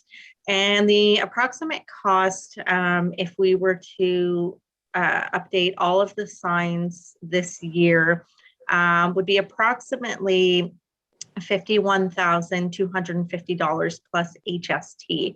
And that would be specifically for the main village signs, and that inventory is outlined in the information report. And then additionally, to update all of the wayfinding signs, that would be an additional $11,700. So altogether, looking at about so roughly $65,000 to do all of the wayfinding signs as well as the main village signs this year. So that amount does not include updating signs such as parks, the 401 welcome signs. So essentially, what administration's recommendation would be is if council was in favor of updating all of the signs this year, to start with the hamlet and wayfinding signs this year, and then to budget in 2022 for doing all of the additional signs such as our parks, municipal assets, etc. So the next step, if council's in favor of proceeding with updating all of the signs this year, would be to issue an RFP for the production of those signs. Alternatively, if council does not want to do all signs this year, we would just stick with the status quo of updating. I believe there was 3 or 4 hamlets identified to update this year, and it would be a more phased approach. Which would also require an RFP, but it would just be less of a cost this year, and then it would be a more gradual implementation. Okay, thank you very much for your report, Ms. Campo. I, for one, am in favor of doing it all at one time. We seem to spend money on developing new strategies and new branding, and then we don't implement it. I personally would like to see this implemented as soon as possible and do all the signs, including Glen Norman, which Councillor Lang brought to my attention that was missing. So you all know where I stand. Councillor McDonnell. Through you, Mr. Deputy Mayor, I'll agree with you on that. There's a lot of things, like you say, we put off and we take our time on. This is one that would be nice to see consistent branding across the township. And as you said, Glen Norman, Councillor Lang had pointed out to me as well. But there's, as we've seen through COVID too, there's no shortage of inflation. There isn't just some of these. There isn't just signs to put up. There's also posts to put in. So if you compare some of those 4x4 or 8x8 posts that would be going in, 2 years ago to now, that's probably just worth doing them all, and the savings on that if there's more inflation on top of that. So. Anyways, just a comment of mine. I'm happy to see Bridge End on the list. Councillor Lang, then Councillor Jaworski. getting a lot of mileage on this Glen Norman thing, but it didn't really come from me, eh, Councillor Dworsky? Oh, It heard somewhere else, but I passed it along. Anyway, I'm in favor of doing this. I mean, this council, and we're finding meetings are very busy. There's a lot of things going on. Do we really want this to come back year after year for the next 3 years to get it done? It's not a huge item in the grand scheme of the budget, and we intend to do it. Let's do it. You know, we have the resources there to do it right now, and I think let's get it done, and we won't have to work about it for a little while. thank you, Councillor Jaworski. Thank you, through you, Deputy Mayor Warden. And I think it's good that we're saying Glen Norman several times this evening. We probably don't talk about it enough. But to Councillor Lang's point, at first I'll admit I was like, oh, this is a lot of money on signs. But, you know, in terms of doing this efficiently, I think, you know, let's do this once, both to respect council's time and respect staff's time, so that they don't have to repeat this. Because, you know, in the grand scheme of things, it's much more efficient and cheaper to do it all at once, even though the price tag at this, you know, doing it at once is a bit higher than if we split it up. So I'm in favor. Great. So there's no resolution on that. Staff has council wishes, because I don't believe we need a resolution. Through you, Mr. Deputy Mayor, I don't think at this time, because before this moves forward, we'll have to put up Issue the an RFP and award that. So I think at the time that we award the RFP, we can also include a line in the resolution of where we're allocating the additional funds from to move this forward. So I think tonight, just council's direction to move forward is sufficient. And I think I can speak for Ms. Baggs as well as myself. And I say, you know, thank you, appreciate moving this forward in this fashion. Going back to my economic development days, you know, consistency is key with branding. So happy to see it move forward, and we'll next step, we'll get the RFP coming forward. Great. Oh, Councillor McDonnell. I'll just add one to the missing list is Dalhousie Mills. Point taken. Thank you.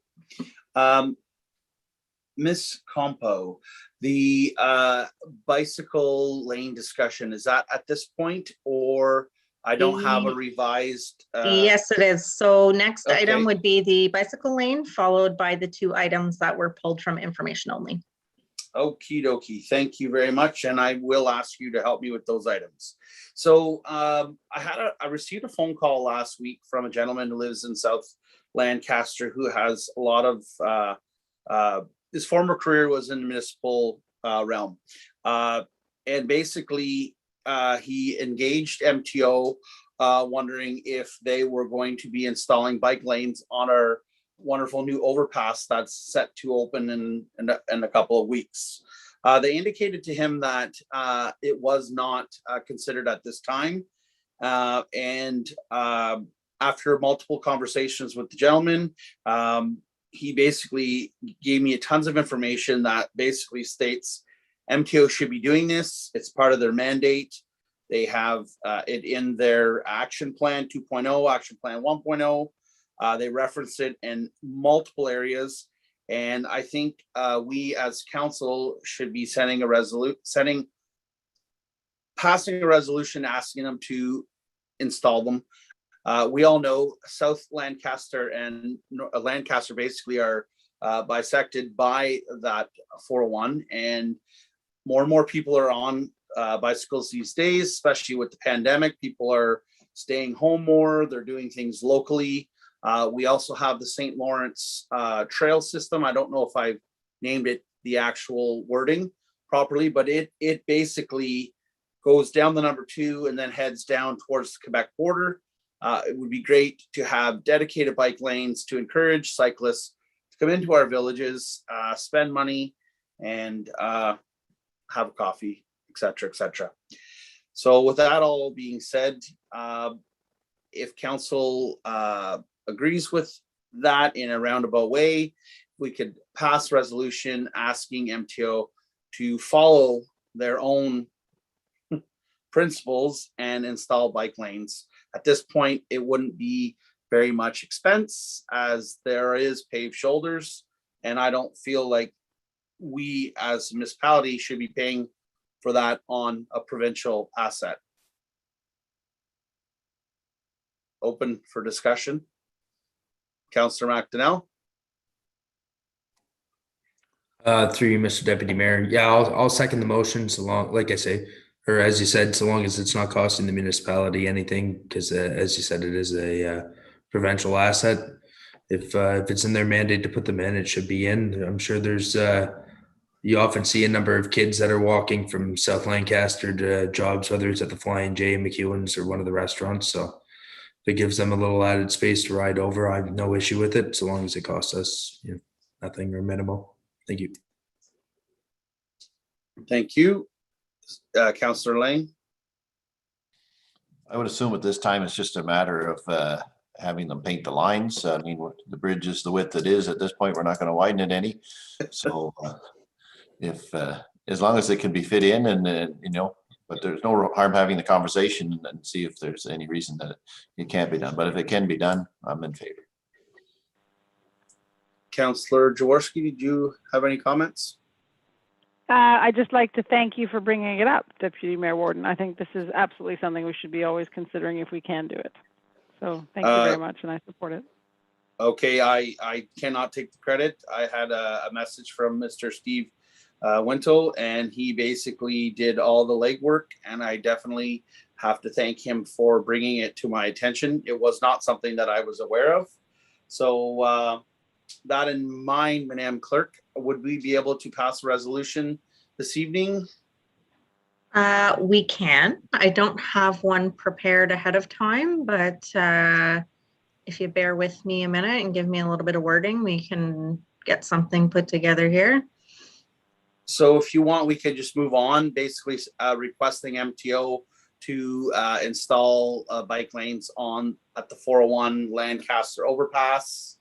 Very simple wording, and we could send it off to the MPP McDonnell, the county's road engineer Ben DeHaan, and I can get contacts for MTO as to where we could send it to as well. Okay, perfect. So I think the next item I'm speaking to, but when we get to the one after that, I can throw something together while Ms. Haley is speaking to her report, and we can come back to the resolution if you're okay with that. I am totally fine with that. Thank you very much. Okay, so we'll move on to information only 7DA, information report. I guess that's you, Ms. Campo. Modernization. So Councillor Lang asked to bring this forward. So I don't know if you want to speak to it first, Councillor Lang, or if you have a specific question. No, I didn't have a specific question. I just wanted to bring it forward and give you a chance to highlight it. And I think it's great that we've received this. Perfect. Well, thank you. And through you, Mr. Deputy Mayor, I appreciate the opportunity to speak to this report, because it's one that I'm particularly excited about. So you may recall back in March, administration requested a resolution from council supporting an application to the second round of the municipal modernization funding. And the purpose of that application was to seek funding to complete something referred to as a current state analysis of our records management practices. And we were successful in obtaining that funding. So moving forward and moving the project forward, what we'll be doing is having a consultant come in basically to do an analysis and review of our current records management practices, looking at the system we're currently using, talking about our challenges. They'll meet with each of our departments. And from there, they're going to develop some recommendations for us moving forward about how we can improve, how we can become more efficient, how we can realize some cost savings, as well as recommendations for moving towards a more digitized records management system. Currently, we have a paper-based system. And I mean, it's getting us by, but if there's one thing that COVID has shown us is, with increasing working from home, working off-site. The access to records digitally is so important in today's climate. So we're hoping that this report, which is due by November 30th, is going to have some really good recommendations for us moving forward. We'll be able to plan accordingly for 2022 and really get the ball rolling on more efficient and some more digitized records management practices. Okay, thank you very much for that, Ms. Campo, and thank you for bringing that forward, Councillor Lang. It basically, we have this evening's meeting has basically shown how important applying for grants are. If we're not applying, we're not in the game. We've been very lucky, and I hope staff continue to keep an eye on any funding that we could get and apply for it, because it just makes things so much easier. And first, personally speaking, I mean, I no longer ask for the resolutions to be printed in paper. They are sent to me digitally, and then after the meeting, the clerk sends them to me electronically to be signed. So we're reducing paper right off the cuff, and this is only going to do better for our municipality. So thank you. Okay, moving on to the next information report, OPA Employment District conversion to commercial district. Who asked for that to come forward? Councillor Lang. Thank you, Mr. Deputy Mayor, and through you. Yes, I think this is pretty exciting. And I do realize that but it is in our reports today. I do realize that August 11th is going to be when it is finally done, when the appeal period's over. But it's in the report tonight, so I wanted to speak to it tonight. I think this council and staff has done a great thing here. I think I see potential here now for some of that land in South Lancaster, and I'm quite excited about it. And I want to thank staff for everything they did and for getting this through in reasonably quick time. And I think this council and our staff should continue to look and see what we can do to maybe accelerate some of these projects that are being proposed down there, because there's quite a potential. And we're looking at one applicant who's looking to do some retirement places. When you think about it, we as a township have been basically forcing our older people that want to, a little less to do, maybe a condo or something, to move to Cornwall, basically, because we don't have very much in this township for them. And I think a lot of people would love to stay in South Glengarry area, So I'm hopeful that this is going to be a big step in the right direction. And I just want to thank everybody involved. Yeah, for sure. Ms. Haley, did you want to add anything to that? Sure. Thank you, Mr. Deputy Mayor. Thank you for your kind words, and thank you for council for trusting me to go through this process. It was something that I wanted to do for quite some time because I could see the benefit. And so thank you for your support and allowing us to budget for this and trusting me through the process. Thank you. I would also like to add, the counties were great. I know County Council, speaking from a council perspective, they basically, said, you guys know what you're doing down there, and we had virtually no discussion. So I want to thank County Council and their staff as well. Mr. Young, he was keen on the project. So perfect. Thank you.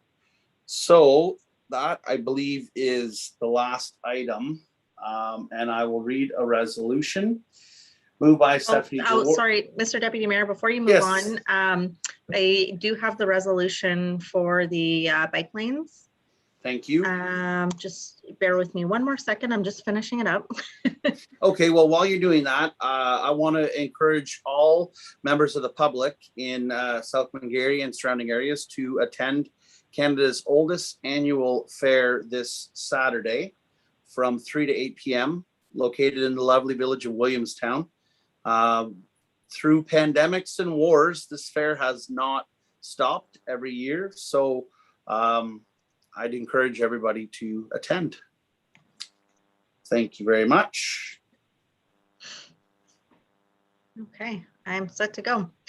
So if through you, Mr. Deputy Mayor, I can read the resolution, and if all Yep. sounds good, you can call for a mover and seconder, and then call for the vote. Thank you very much. So this is a rough draft, so if there's anything you want added to it, just let me know. So be it resolved that the Council of the Township of South Glengarry hereby requests and urges the Ministry of Transportation to place bicycle lanes on the Highway 401 overpass located in Lancaster for the safety of cyclists and to facilitate active living. And furthermore, that this resolution be forwarded to MPP Jim McDonnell, the United Counties of Stormont, Dundas, and Glengarry Transportation Division, and the Ministry of Transportation. I think it's worded perfectly. Are there any other questions or comments? Seeing none, can I have a mover and a seconder, please? Moved by Councillor McDonnell, second by Councillor Jaworski. All those in favor of the motion? Motion is carried. That is perfect. So with that out of the way, I will go back and read the resolution. Moved by Stephanie Jaworski, second by Sam McDonnell. Be it resolved that the Council of the Township of South Glengarry accepts the items presented on the agenda as committee reports and for information only. All those in favor of the motion? Motion is carried. Thank you.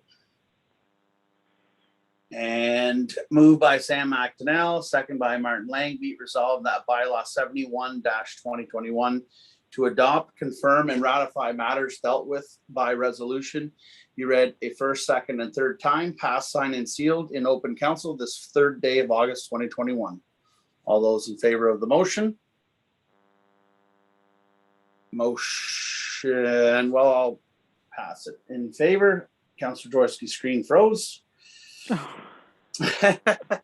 And that's it for this evening. So I'll read the final resolution. Moved by Martin Lang, second by Stephanie Jaworski. Be it resolved that the Council of the Township of South Glengarry adjourn to the call of the chair at 9:21 p.m. All those in favor of the motion? And the motion is carried. Thank you very much. I'm very happy that we had no internet issues in Prince Edward Island. So we will see you guys in Williamstown on Saturday. Take care. Bye, guys.